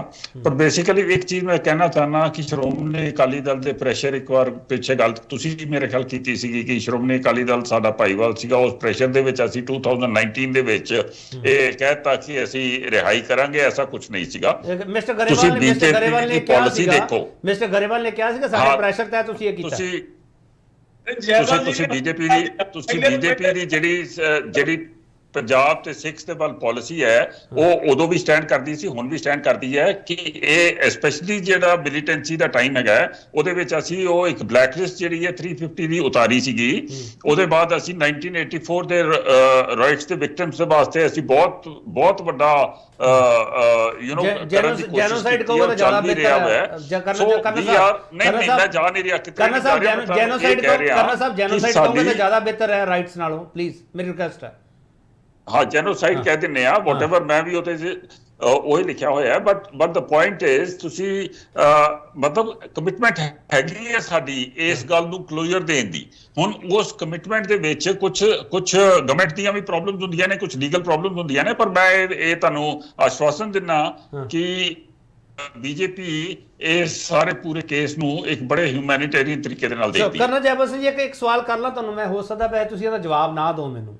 ਕਰਨਾ ਜੈਵੰਸ਼ ਜੀ, ਇੱਕ ਜਿਹੜੀ ਚਰਚਾ ਚੱਲਦੀ ਵੀ ਸਿਆਸੀ ਹਲਕਿਆਂ ਦੇ ਵਿੱਚ, ਉਹ ਇਹ ਹੈ ਕਿ ਬੰਦੀ ਸਿੱਖਾਂ ਦੇ ਮੁੱਦੇ ਤੇ ਕ੍ਰੈਡਿਟ ਵਾਰ ਵੀ ਹੈਗੀ ਹੈ। ਤੁਸੀਂ ਨਹੀਂ ਚਾਹੁੰਦੇ ਐਸਜੀਪੀਸੀ ਜਾਂ ਅਕਾਲੀ ਦਲ ਕੋਈ ਇਹ ਕ੍ਰੈਡਿਟ ਵਾਰ ਦੇ ਵਿੱਚ ਅੱਗੇ ਜਾਵੇ, ਤੁਸੀਂ ਆਪਦੇ ਆਪ ਨੂੰ ਹੀ ਅੱਗੇ ਰੱਖ ਕੇ ਫੈਸਲਾ ਕਰਨਾ ਚਾਹੁੰਦੇ ਹੋ? ਕਰਨਾ ਜੈਵੰਸ਼ ਜੀ, ਬਿਲਕੁਲ ਨਹੀਂ ਜੀ, ਬਿਲਕੁਲ ਕੋਈ ਕ੍ਰੈਡਿਟ ਵਾਰ ਨਹੀਂ ਹੈ, ਕੁਛ ਨਹੀਂ ਹੈ ਐਸਾ। ਅਸੀਂ ਐਸਾ ਨਹੀਂ ਸਮਝਦੇ ਹਾਂ ਕਿ ਅਕਾਲੀ ਦਲ, ਸ਼੍ਰੋਮਣੀ ਅਕਾਲੀ ਦਲ ਸਾਡਾ ਇੱਥੇ ਕੋਈ ਪੋਲੀਟੀਕਲ ਓਪੋਨੈਂਟ ਹੈਗਾ ਕਿ ਸਾਨੂੰ ਉਹਨਾਂ ਦੇ ਕੋਲੋਂ ਡਰਨਾ ਹੈ। ਤੇ ਅਸੀਂ ਜਿਹੜਾ ਪੰਜਾਬ ਦੇ ਵੱਲ ਸਾਡੀ ਜਿਹੜੀ ਵਿਊ ਹੈਗੀ ਹੈ, ਉਹ as a border state and a very important state of the country ਹੈਗੀ ਹੈ। ਅਸੀਂ ਇੱਥੇ ਮਤਲਬ ਪੰਜਾਬ ਦਾ ਭਲਾ ਹੀ ਚਾਹੁੰਦੇ ਹਾਂ। ਅਸੀਂ ਪੋਲਿਟਿਕਸ ਦੇ ਵਿੱਚ ਮਤਲਬ ਪੰਜਾਬ ਸਾਨੂੰ ਕੋਈ ਸੈਂਟਰ ਦੇ ਵਿੱਚ ਗਵਰਨਮੈਂਟ ਬਣਾਉਣ ਦੇ ਵਾਸਤੇ ਮਦਦ ਨਹੀਂ ਕਰਦਾ। ਸਾਡਾ ਪਿਆਰ ਜਿਹੜਾ ਉਹ ਦਿਲੋਂ ਹੈ। ਤੁਸੀਂ ਇਹ ਮੰਨ ਕੇ ਚੱਲਦੇ ਹੋ ਕਿ ਮਨੁੱਖੀ ਅਧਿਕਾਰਾਂ ਦਾ ਮੁੱਦਾ ਇਹ ਹੈਗਾ ਨਾ? ਚਲੋ ਠੀਕ ਹੈ। ਹਾਂ ਗਰੇਵਾਲ ਸਾਹਿਬ, ਕੀ ਕਹਿਣਾ ਚਾਹ ਰਹੇ ਹੋ? ਫਟਾਫਟ ਕਹੀਓ ਪਲੀਜ਼। ਗਰੇਵਾਲ ਸਾਹਿਬ ਬੋਲੋ, ਕੀ ਕਹਿਣਾ ਚਾਹ ਰਹੇ ਹੋ? ਫਟਾਫਟ ਬੋਲੋ ਪਲੀਜ਼। ਚਲੋ ਗਰੇਵਾਲ ਸਾਹਿਬ ਤੱਕ ਮੇਰੀ ਆਵਾਜ਼ ਨਹੀਂ ਜਾ ਰਹੀ। ਚਹਿਲ ਸਾਹਿਬ, ਹੁਣ ਕਰਨਲ ਜੈਵੰਤ ਸਿੰਘ ਹਰਾਂ ਨੇ ਜਿਹੜੀ ਗੱਲ ਕਹੀ ਹੈ, ਉਹ ਕਹਿੰਦੇ ਸੁਪਰੀਮ ਕੋਰਟ ਦੀ ਹੀਅਰਿੰਗ ਦਾ ਸਾਨੂੰ ਇੰਤਜ਼ਾਰ ਕਰਨਾ ਚਾਹੀਦਾ। ਜਿਹੜਾ ਸਟੈਂਡ ਤੁਸੀਂ ਲੈ ਰਹੇ ਹੋ, ਕਰਨਲ ਜੈਵੰਤ ਸਿੰਘ ਉਹਦੇ ਨਾਲ ਇਤਫਾਕ ਨਹੀਂ ਰੱਖਦੇ। ਮਿਸਟਰ ਚਹਿਲ, ਦੇਖੋ ਬਿਲਕੁਲ ਗਲਤ ਹੈ। ਮੈਂ ਬੇਨਤੀ ਕਰ ਰਿਹਾ ਵੀ ਸੁਪਰੀਮ ਕੋਰਟ ਦੇ ਵਿੱਚ ਇਹ ਪਟੀਸ਼ਨ ਮੇਨਟੇਨੇਬਲ ਨਹੀਂ, ਲਾਫੁਲੀ। ਜਦੋਂ ਇੱਕ ਨਾ ਅਦਾਲਤਾਂ ਫੈਸਲਾ ਦੇ ਦਿੰਦੀਆਂ ਨਾ ਵੀ ਫਲਾਣੇ ਨੂੰ ਅਸੀਂ ਉਮਰ ਕੈਦ ਕਰ ਦਿੱਤੀ ਹੈ, ਫਾਂਸੀ ਦੀ ਸਜ਼ਾ ਦੇਤੀ ਹੈ, ਉਸ ਤੋਂ ਬਾਅਦ ਅਦਾਲਤ ਦਾ ਕੋਈ ਹੱਕ ਨਹੀਂ ਰਹਿ ਜਾਂਦਾ। ਉਸ ਤੋਂ ਬਾਅਦ ਜਿਹੜਾ ਐਗਜ਼ੈਕਟਿਵ ਸਿਸਟਮ 'ਚ ਆ ਜਾਂਦਾ, ਗਵਰਨਮੈਂਟ ਛੱਡ ਸਕਦੀ ਹੈ। ਰਾਜੋਆਣਾ ਨੂੰ ਕੱਲ੍ਹ ਹੀ ਉਹ ਫਾਂਸੀ ਦੇ ਸਕਦੀ ਹੈ, ਉਹ ਰਾਜੋਆਣਾ ਨੂੰ ਕੱਲ੍ਹ ਹੀ ਉਹ ਛੱਡ ਸਕਦੀ ਹੈ, ਤੇ ਸੁਪਰੀਮ ਕੋਰਟ ਤੋਂ ਜਾਣ ਦੀ ਲੋੜ ਹੀ ਨਹੀਂ। ਫਿਰ ਮੈਂ ਇੱਕ ਬੇਨਤੀ ਕਰ ਰਿਹਾ ਵੀ ਰਾਜੋਆਣਾ ਨੇ ਤੇ ਪਟੀਸ਼ਨ ਕੀਤੀ ਨਹੀਂ ਹੈਗੀ, ਥਰਡ ਆਦਮੀ ਦੀ ਪਟੀਸ਼ਨ ਤੇ ਕਦੀ ਐਂਟਰਟੇਨ ਨਹੀਂ ਹੋਈ, ਮਰਸੀ ਪਟੀਸ਼ਨ ਕਿਉਂ ਐਂਟਰਟੇਨ ਕੀਤੀ ਹੈ? ਉਹਦਾ ਕਾਰਨ ਹੈ ਇਹ ਗੱਲਾਂ ਜਿਹੜੀਆਂ ਨੇ ਇਹਦੇ 'ਚ ਮਿਕਸ ਹੋ ਜਾਂਦਾ ਹੈ ਵੀ ਰਾਜਨੀਤੀ ਜਿਹੜੀ ਹੈਗੀ ਆ ਉਹ ਕੋਸ਼ਿਸ਼ ਕਰਦੀ ਹੈ ਆਪਣਾ ਪੱਲਾ ਛਡਾ ਕੇ ਜੁਡੀਸ਼ੀਅਲ ਸਿਸਟਮ ਤੇ ਸੁੱਟੇ, ਜੁਡੀਸ਼ੀਅਲ ਸਿਸਟਮ ਜਿਹੜਾ ਇਹਨੂੰ ਇਸ ਤਰ੍ਹਾਂ ਖਿੱਚ ਤੂ ਕਰਕੇ ਫਿਰ ਉੱਥੇ ਦੀ ਉੱਥੇ ਕਰ ਲੈਂਦੀ। ਤੁਸੀਂ ਇਹ ਕਹਿਣਾ ਚਾਹ ਰਹੇ ਹੋ ਨਤੀਜਾ ਤਾਂ ਕੋਈ ਨਿਕਲਦਾ ਤੁਸੀਂ ਨਹੀਂ। ਇਹ ਕਹਿਣਾ ਚਾਹ ਰਹੇ ਹੋ ਗੋਲ ਗੋਲ ਘੁਮਾ ਰਹੇ ਆ? ਹਾਂ, ਜਾਣਬੁੱਝ ਕੇ ਜੀ ਇਹ ਸਾਰੀ ਜਿਹੜੀ ਪੋਲੀਟੀਕਲ ਸਿਸਟਮ ਜਿਹੜਾ ਨਾ ਉਹ ਸਾਰਾ ਕੋਈ, ਜਿਸ ਤਰ੍ਹਾਂ ਤੁਸੀਂ ਕਹਿੰਦੇ ਕੋਈ ਕ੍ਰੈਡਿਟ ਲੈਣਾ ਚਾਹੁੰਦਾ, ਕੋਈ ਇਹ ਗੱਲ ਜਿਹੜੀ ਹੈ ਪੋਲੀਟੀਕਲ ਜਿਹੜੀ ਹੈ ਆਪਣੇ ਆਪ ਨੂੰ ਜਿਹੜਾ ਐਸਟੈਬਲਿਸ਼ ਕਰਨਾ ਚਾਹੁੰਦਾ, ਲੀਗਲ ਨਹੀਂ ਇਹਦਾ ਆਸਪੈਕਟ ਨਹੀਂ। ਹੈਗਾ। ਪਰ ਸਰ ਮੈਨੂੰ ਚਹਿਲ ਸਾਹਿਬ ਥੋੜਾ ਜਿਹਾ ਸਮਝਾਉਣਾ, ਤੁਸੀਂ ਤਾਂ ਬਹੁਤ ਤਜਰਬੇ ਕਰੋ ਸਰ, ਅਸੀਂ ਤਾਂ ਸਿੱਖਦੇ ਪਏ ਹਾਂ ਤੁਹਾਡੇ ਤੋਂ। ਚਹਿਲ ਸਾਹਿਬ ਬੰਦੀ ਸਿੱਖਾਂ ਦੇ ਮੁੱਦੇ ਤੇ ਅਕਾਲੀ ਦਾ ਕ੍ਰੈਡਿਟ ਲੈਣਾ ਚਾਹੁੰਦਾ ਹੈ, ਬੀਜੇਪੀ ਕ੍ਰੈਡਿਟ ਲੈਣਾ ਚਾਹੁੰਦੀ ਹੈ। ਸਵਾਲ ਇਹ ਹੈ ਕਿ ਦਵਿੰਦਰਪਾਲ ਭੁੱਲਰ ਦੇ ਮਾਮਲੇ ਤੇ ਆਮ ਆਦਮੀ ਪਾਰਟੀ ਕਿਹੜਾ ਕ੍ਰੈਡਿਟ ਲੈਣਾ ਚਾਹੁੰਦੀ ਹੈ? ਜਾਂ ਮੇਰਾ ਸਵਾਲ ਸੁਣ ਲਓ ਸਰ, ਜਾਂ ਉਹਨਾਂ ਨੂੰ ਪਤਾ ਹੈ ਕਿ ਇਹਦੇ ਨਾਲ ਵੋਟ ਬੈਂਕ ਤੇ ਵੀ ਅਸਰ ਹੋਣਾ ਜੇ ਮਿਸਟਰ ਭੁੱਲਰ ਨੂੰ ਛੱਡਿਆ ਗਿਆ ਤਾਂ? ਦੇਖੋ ਇਹ ਬੇਨਤੀ ਆ, ਜਦੋਂ ਪੰਜਾਬ ਦੇ ਵਿੱਚ ਅਸੈਂਬਲੀ ਦੀਆਂ ਇਲੈਕਸ਼ਨਾਂ ਹੋ ਰਹੀਆਂ ਸੀ, ਅਸੀਂ ਕੋਸ਼ਿਸ਼ ਕੀਤੀ ਗਈ ਹੈ ਵੀ ਆਮ ਆਦਮੀ ਪਾਰਟੀ ਨੂੰ ਕਿਹਾ ਜਾਏ ਵੀ ਤੁਸੀਂ ਇਲੈਕਸ਼ਨ 'ਚ ਹੈਗੇ ਆ ਤੇ ਤੁਸੀਂ ਬੰਦੇ ਭੁੱਲਰ ਨੂੰ ਕਿਉਂ ਨਹੀਂ ਛੱਡ ਦਿੰਦੇ? ਉਹ ਇਸ ਗੱਲ ਨੂੰ ਭੁੱਲਰ ਨੂੰ ਚੁੱਕਣ ਨੂੰ ਤਿਆਰ ਨੇ। ਕਾਰਨ ਕੀ ਹੈ ਦੱਸੋ? ਜਦੋਂ ਇਹ ਰਾਜਨੀਤਿਕ ਤੌਰ ਤੇ ਗੱਲ ਜਿਹੜੀ ਹੈਗੀ ਆ ਫੈਸਲਾ ਕਰਨਾ ਹੈ, ਉਹਨਾਂ ਨੇ ਇੱਕ 9 ਮੈਂਬਰ ਦੀ ਕਮੇਟੀ ਬਣਾ ਦਿੱਤੀ। 9 ਮੈਂਬਰ ਦੀ ਕਮੇਟੀ ਬਣਾ ਦਿੱਤੀ। ਇਸ ਤਰ੍ਹਾਂ ਕਿਸੇ ਸਟੇਟ 'ਚ ਨਹੀਂ ਹੋਇਆ ਵੀ ਐਡੀ ਵੱਡੀ ਕਮੇਟੀ ਬਣਾ ਦਿੱਤੀ ਜਾਏ। ਉੱਥੇ 2 ਮੈਂਬਰ ਡਿਫਰ ਕਰ ਜਾਂਦੇ ਨੇ, 3 ਮੈਂਬਰ ਜਿਹੜੇ ਹੱਕ 'ਚ ਜਾਂਦੇ, 4 ਮੈਂਬਰ ਹੋਰ ਵਧਾਏ ਵੀ ਸੀ ਬਾਅਦ 'ਚ, 0 ਦੇ 0 ਰਹਿ ਜਾਂਦਾ। ਨਹੀਂ, ਮੇਰਾ ਸਵਾਲ ਹੈ, ਤੁਹਾਨੂੰ ਪੋਲੀਟੀਕਲ ਕਲਾਸ ਤੇ ਵੀ ਸ਼ੱਕ ਹੈ, ਆਮ ਆਦਮੀ ਪਾਰਟੀ ਤੇ ਸਵਾਲ ਹੈ, ਸ਼੍ਰੋਮਣੀ ਅਕਾਲੀ ਦਲ ਤੇ ਸਵਾਲ ਹੈ, ਬੀਜੇਪੀ ਤੇ ਵੀ ਸਵਾਲ ਹੈ, ਤੁਹਾਨੂੰ ਜੁਡੀਸ਼ੀਅਲ ਸਿਸਟਮ ਤੇ ਵੀ ਸ਼ੱਕ ਹੈ। ਸਰ ਫਿਰ ਆਪਾਂ ਗੱਲ ਕੱਲ ਤੇ ਕਰ ਰਹੇ ਹਾਂ? ਨਹੀਂ ਕਰਦੇ ਹਾਂ, ਕੁਝ ਵੀ ਨਹੀਂ। ਇਹ ਤਾਂ ਤਦੇ ਸਾਡਾ 0, ਸਾਡੇ ਕੋਲ ਨਤੀਜਾ ਕੀ ਹੈ? ਪਿਛਲੇ ਇੰਨੇ ਚਿਰ ਦੇ ਆਪਾਂ ਇਸ ਸਿਸਟਮ ਨਾਲ ਝਗੜਾ ਕਰ ਰਹੇ ਹਾਂ, ਇਹਦੇ ਵਿੱਚੋਂ ਨਤੀਜਾ ਕੀ ਨਿਕਲਿਆ? ਨਾ ਜੇ ਜੁਡੀਸ਼ੀਅਲ ਸਿਸਟਮ ਦੇ ਹੱਕ 'ਚ ਹੁੰਦਾ ਤੇ ਜੁਡੀਸ਼ੀਅਲ ਸਿਸਟਮ ਇਹਦਾ ਫੈਸਲਾ ਕਰੇ, ਜੇ ਰਾਜਨੀਤਿਕ ਹੈਗਾ ਤੇ ਰਾਜਨੀਤਿਕ ਪਾਰਟੀਆਂ ਕਰਨ। ਹੁਣ ਇੱਕੋ ਗੱਲ ਕਹਿ ਦੇਣੀ ਵੀ ਪੰਜਾਬ ਜਿਹੜੀ ਹੈਗੀ ਆ ਬਾਰਡਰ ਸਟੇਟ ਆ, ਇਸ ਕਰਕੇ ਬੰਦੇ ਨਹੀਂ ਛੱਡਣੇ। ਇਹਦਾ ਮਤਲਬ ਸਾਰੇ ਦੇ ਸਾਰੇ ਹੁਣ ਬੰਦੇ ਤੇ ਇਸ ਕਰਕੇ ਨਹੀਂ ਛੱਡਦੇ। ਦੇਖੋ ਮੈਂ ਤੁਹਾਨੂੰ ਇੱਕ ਥੋੜਾ ਜਿਹਾ 1 ਮਿੰਟ ਦੇ ਦਿਓ ਜੀ। ਜਦੋਂ ਗਿੱਲ ਦੇ ਖਿਲਾਫ ਬਜਾਜ ਨੇ ਸ਼ਿਕਾਇਤ ਕੀਤੀ ਸੀ, ਉਹਨੇ ਜਾ ਕੇ ਗਵਰਨਰ ਨੂੰ ਕਿਹਾ ਵੀ ਮੈਨੂੰ ਇਸ ਤਰ੍ਹਾਂ ਜਿਹੜਾ ਮੇਰੇ ਨਾਲ ਮਿਸਬਿਹੇਵ ਕੀਤਾ ਹੈ ਤੇ ਇਹਦੇ ਖਿਲਾਫ ਐਕਸ਼ਨ ਲਓ। ਗਵਰਨਰ ਨੇ ਉਹਨੂੰ ਬੁਲਾ ਕੇ ਗਿੱਲ ਨੂੰ ਕਹਿੰਦਾ ਜੀ ਇਹਨੂੰ ਕੋਈ ਮਾਫੀ ਮੰਗ ਲੈ। ਉਹ ਕਹਿੰਦੀ ਮਾਫੀ ਕਾਹਦੀ ਜੀ, ਇਹ ਕ੍ਰਾਈਮ ਹੈਗਾ। ਉਹ ਗਵਰਨਰ ਉਹਨੂੰ ਅਪੀਲ ਕਰ ਰਿਹਾ ਵੀ ਮੈਡਮ ਸਟੇਟ ਹੈਗੀ ਸਾਡੀ ਬਾਰਡਰ ਸਟੇਟ, ਅੱਤਵਾਦ ਦਾ ਦੌਰ ਏ, ਇਸ ਕਰਕੇ ਇਹਨੂੰ ਮੈਂ ਕਿੱਦਾਂ ਕੈਦ ਕਰਵਾ ਦਾਂ, ਇਹਦੇ ਖਿਲਾਫ ਕਿੱਦਾਂ ਕੇਸ ਚੱਲਦਾ। ਹੁਣ ਮਤਲਬ ਇੱਥੇ ਔਰਤ ਦੀ ਜਿਹੜੀ ਔਰਤ ਦਾ ਮਾਨ ਸਤਿਕਾਰ ਆ ਉਹ ਵੀ ਸਾਡੇ ਤੋਂ ਕੁਰਬਾਨ ਕੀਤਾ ਜਾ ਰਿਹਾ। ਹਰ ਗੱਲ ਜਿਹੜੀ ਬਾਰਡਰ ਸਟੇਟ ਆ, ਹਰ ਗੱਲ ਜਿਹੜੀ ਹੈ ਬਾਰਡਰ ਸਟੇਟ ਆ, ਹਰ ਗੱਲ ਬਾਰਡਰ ਸਟੇਟ ਆ। ਤੇ ਫਿਰ ਬਾਰਡਰ ਸਟੇਟ ਦੇ ਉੱਤੇ ਇਹ ਸਟੇਕ ਕਿੰਦਾ ਹੈਗਾ? ਨਹੀਂ, ਸਟੇਕ ਕਿਸੇ ਦਾ ਵੀ ਨਹੀਂ। ਬਾਰਡਰ ਸਟੇਟ ਐ ਬਿਲਕੁਲ ਜਿਹੜੀ ਹੈਗੀ ਆ ਬਗੈਰ ਪੋਲੀਟੀਕਲ ਸਿਸਟਮ ਤੋਂ ਆ। ਇੱਥੇ ਉਹ ਸਿਸਟਮ ਚੱਲ ਰਿਹਾ ਹੈ ਜਿਹੜਾ ਗੈਰ ਕਾਨੂੰਨੀ ਹੈ। ਹਰ ਗੱਲ ਗੈਰ ਕਾਨੂੰਨੀ, ਹਰ ਗੱਲ ਗੈਰ ਕਾਨੂੰਨੀ। ਬਹੁਤ ਵੱਡੀ ਟਿੱਪਣੀ ਕਰਦੇ ਪਏ ਚਹਿਲ ਸਾਹਿਬ, ਤੇ ਬਹੁਤ ਵੱਡੀ ਟਿੱਪਣੀ ਕਰਦੇ ਪਏ। ਨਹੀਂ, ਟਿੱਪਣੀ ਨਹੀਂ, ਇਹ ਹਕੀਕਤ ਹੈ। ਅੱਜ ਸਾਡੇ ਜੋ ਹੁਣ ਦੇਖੋ ਨਾ, ਇੱਕ ਛੱਡ ਦਿਓ ਪੋਲੀਟੀਕਲ ਗੱਲਾਂ ਨੂੰ, ਬੇਅਬਦੀ ਦੇ ਮਾਮਲੇ ਨੇ। ਬੇਅਬਦੀ ਦੇ ਮਾਮਲੇ ਕਿਸੇ ਬੰਨੇ ਪਿਛਲੇ 5-6 ਸਾਲ ਤੋਂ ਲੱਗਣ ਦਿੱਤੇ ਨੇ ਕਿਸੇ ਨੂੰ। ਪੋਲੀਟੀਕਲ ਸਿਸਟਮ ਨਹੀਂ ਚੱਲਦਾ, ਅਦਾਲਤਾਂ ਨਹੀਂ ਚੱਲਦੀਆਂ, ਅਦਾਲਤਾਂ ਦੇ ਖਿਲਾਫ ਆ ਗਿਆ ਕਿ ਤੁਸੀਂ ਗਲਤ ਫੈਸਲੇ ਦਿੱਤੇ ਨੇ। ਚਲੋ ਮੇਰੇ ਕੋਲ ਵਕਤ ਨਹੀਂ ਹੈ ਚਹਿਲ ਸਾਹਿਬ, ਮੈਂ ਤੁਹਾਨੂੰ ਹੋਰ ਵੀ ਸੁਣਨਾ ਚਾਹੁੰਦਾ ਸੀ, ਕਰਨਲ ਜੈਵੰਸ ਨੂੰ ਵੀ ਸੁਣਨਾ ਚਾਹੁੰਦਾ ਸੀ, ਗਰੇਵਾਲ ਸਾਹਿਬ ਨੂੰ ਸੁਣਨਾ ਚਾਹੁੰਦਾ ਸੀ, ਪਰ ਵਕਤ ਨਹੀਂ ਹੈ। ਬਹੁਤ ਇੱਕ ਪੁਆਇੰਟ ਜ਼ਰੂਰੀ ਹੈ, ਫਟਾਫਟ ਬੋਲੋ ਕਰਨਲ ਜੈਵੰਸ, ਫਟਾਫਟ ਬੋਲੋ ਪਲੀਜ਼। ਪੁਆਇੰਟ ਇਹ ਹੈ ਕਿ ਮੈਂ ਬਹੁਤ ਸੋਚ ਕੇ ਆਇਆ ਸੀਗਾ ਕਿ ਚਹਿਲ ਸਾਹਿਬ ਇੱਥੇ ਆ ਕੇ ਇੱਕ ਬੜੀ ਚੰਗੀ ਐਡਵਾਈਸ ਦੇਣਗੇ, ਲੀਗਲ ਐਡਵਾਈਸ ਦੇਣਗੇ, ਪਰ ਇਹ ਤੇ ਸ਼੍ਰੋਮਣੀ ਅਕਾਲੀ ਦਲ ਦੇ ਸਪੋਕਸਪਰਸਨ ਬਣ ਕੇ ਆ ਗਏ। ਤੁਸੀਂ ਬਿਲਕੁਲ ਗਲਤ ਹੈ ਜੀ। ਮੈਨੂੰ ਲੱਗਦਾ ਕਰਨਲ ਜੈਵੰਸ ਤੁਸੀਂ ਗੈਰ ਕਾਨੂੰਨੀ ਨੂੰ ਕਾਨੂੰਨ ਬਣਾਉਣਾ ਚਾਹੁੰਦੇ, ਨਹੀਂ ਹੋ ਸਕਦਾ ਇਸ ਕੰਟਰੀ 'ਚ। ਚਲੋ ਤੁਸੀਂ ਮੈਨੂੰ ਲੱਗਦਾ ਮਿਸ ਜੱਜ ਕਰ ਗਏ ਕਰਨਲ ਜੈਵੰਸ ਜੀ। ਗਰੇਵਾਲ ਸਾਹਿਬ ਜਿਹੜੇ ਬੈਠੇ ਆ, ਜਿਹੜੀ ਧਿਰ ਕੋਲੋਂ ਬੈਠੇ ਆ, ਚਹਿਲ ਸਾਹਿਬ ਉਹਨਾਂ ਦੇ ਕੱਟੜ ਵਿਰੋਧੀ ਆ ਸਰ, ਮੈਂ ਦੱਸ ਦਿੰਦਾ ਇਹ ਗੱਲ। ਬਹੁਤ ਧੰਨਵਾਦ ਗਰੇਵਾਲ ਸਾਹਿਬ ਤੁਹਾਡਾ, ਕਰਨਲ ਜੈਵੰਸ ਤੁਹਾਡਾ ਬਹੁਤ ਧੰਨਵਾਦ, ਚਹਿਲ ਸਾਹਿਬ ਤੁਹਾਡਾ ਧੰਨਵਾਦ। ਅਸੀਂ ਸਾਰੀਆਂ ਧਿਰਾਂ ਨੂੰ ਸੁਣ ਲਿਆ ਤੇ ਧਿਰਾਂ ਨੇ ਆਪਣਾ ਆਪਣਾ ਪੱਖ ਰੱਖਿਆ, ਤੇ ਜਿਹੜਾ ਪੱਖ ਇਹਨਾਂ ਨੇ ਰੱਖਿਆ ਉਸ ਪੱਖ ਦੇ ਵਿਚਾਲੇ ਤੁਹਾਨੂੰ ਕੀ ਸਮਝ ਆਇਆ? ਮੈਨੂੰ ਤਾਂ ਇਹ ਸਮਝ ਆਇਆ ਕਿ ਰਿਹਾਈ ਚਾਹੇ ਰਾਜੋਆਣਾ ਦੀ ਹੈ, ਚਾਹੇ ਮਿਸਟਰ ਹਵਾਰਾ ਹੈ, ਚਾਹੇ ਮਿਸਟਰ ਭੁੱਲਰ ਹੈ, ਤੇ ਚਾਹੇ ਜਿਨ੍ਹਾਂ ਦੀ ਤੁਲਨਾ ਇਹਨਾਂ ਮੁੱਦਿਆਂ ਨਾਲ ਕੀਤੀ ਗਈ ਆ, ਉਹਦੇ ਵਿੱਚ ਰਾਜਨੀਤੀ ਅੜਿੱਕਾ ਹੈ ਕੀ ਹੈ। ਪਰ ਫਿਲਹਾਲ ਸਾਨੂੰ ਇੰਤਜ਼ਾਰ ਕਰਨਾ ਪਵੇਗਾ ਕੋਰਟ ਵਿੱਚ ਕੀ ਪ੍ਰੋਸੀਡਿੰਗ ਚੱਲਦੀਆਂ, ਉੱਥੇ ਕਿਹੜੇ ਹਲਫਨਾਮੇ ਜਾਂ ਉਹਨਾਂ ਤੇ ਕੀ ਡਿਸੀਜਨ ਲਿੱਤੇ ਜਾਂਦੇ ਆ, ਉਹਦਾ ਇੰਤਜ਼ਾਰ ਕਰਾਂਗੇ। ਪਰ ਅੱਜ ਦੀ ਤਰੀਕ ਵਿੱਚ ਇਹਨਾਂ ਸਾਰੀਆਂ ਧਿਰਾਂ ਨੇ ਜੋ ਤਸਵੀਰ ਤੁਹਾਡੇ ਅੱਗੇ ਰੱਖੀ ਹੈ ਉਹਦੇ ਵਿੱਚ ਤੁਹਾਨੂੰ ਕੀ ਸਮਝ ਆਇਆ? ਜਦੋਂ ਸਮਝ ਆ ਗਿਆ ਤੇ ਕਿਰਪਾ ਕਰਕੇ ਮੈਨੂੰ ਵੀ ਦੱਸ ਦਿਓ। ਬਹੁਤ ਧੰਨਵਾਦ। ਮਿਹਰਬਾਨੀ।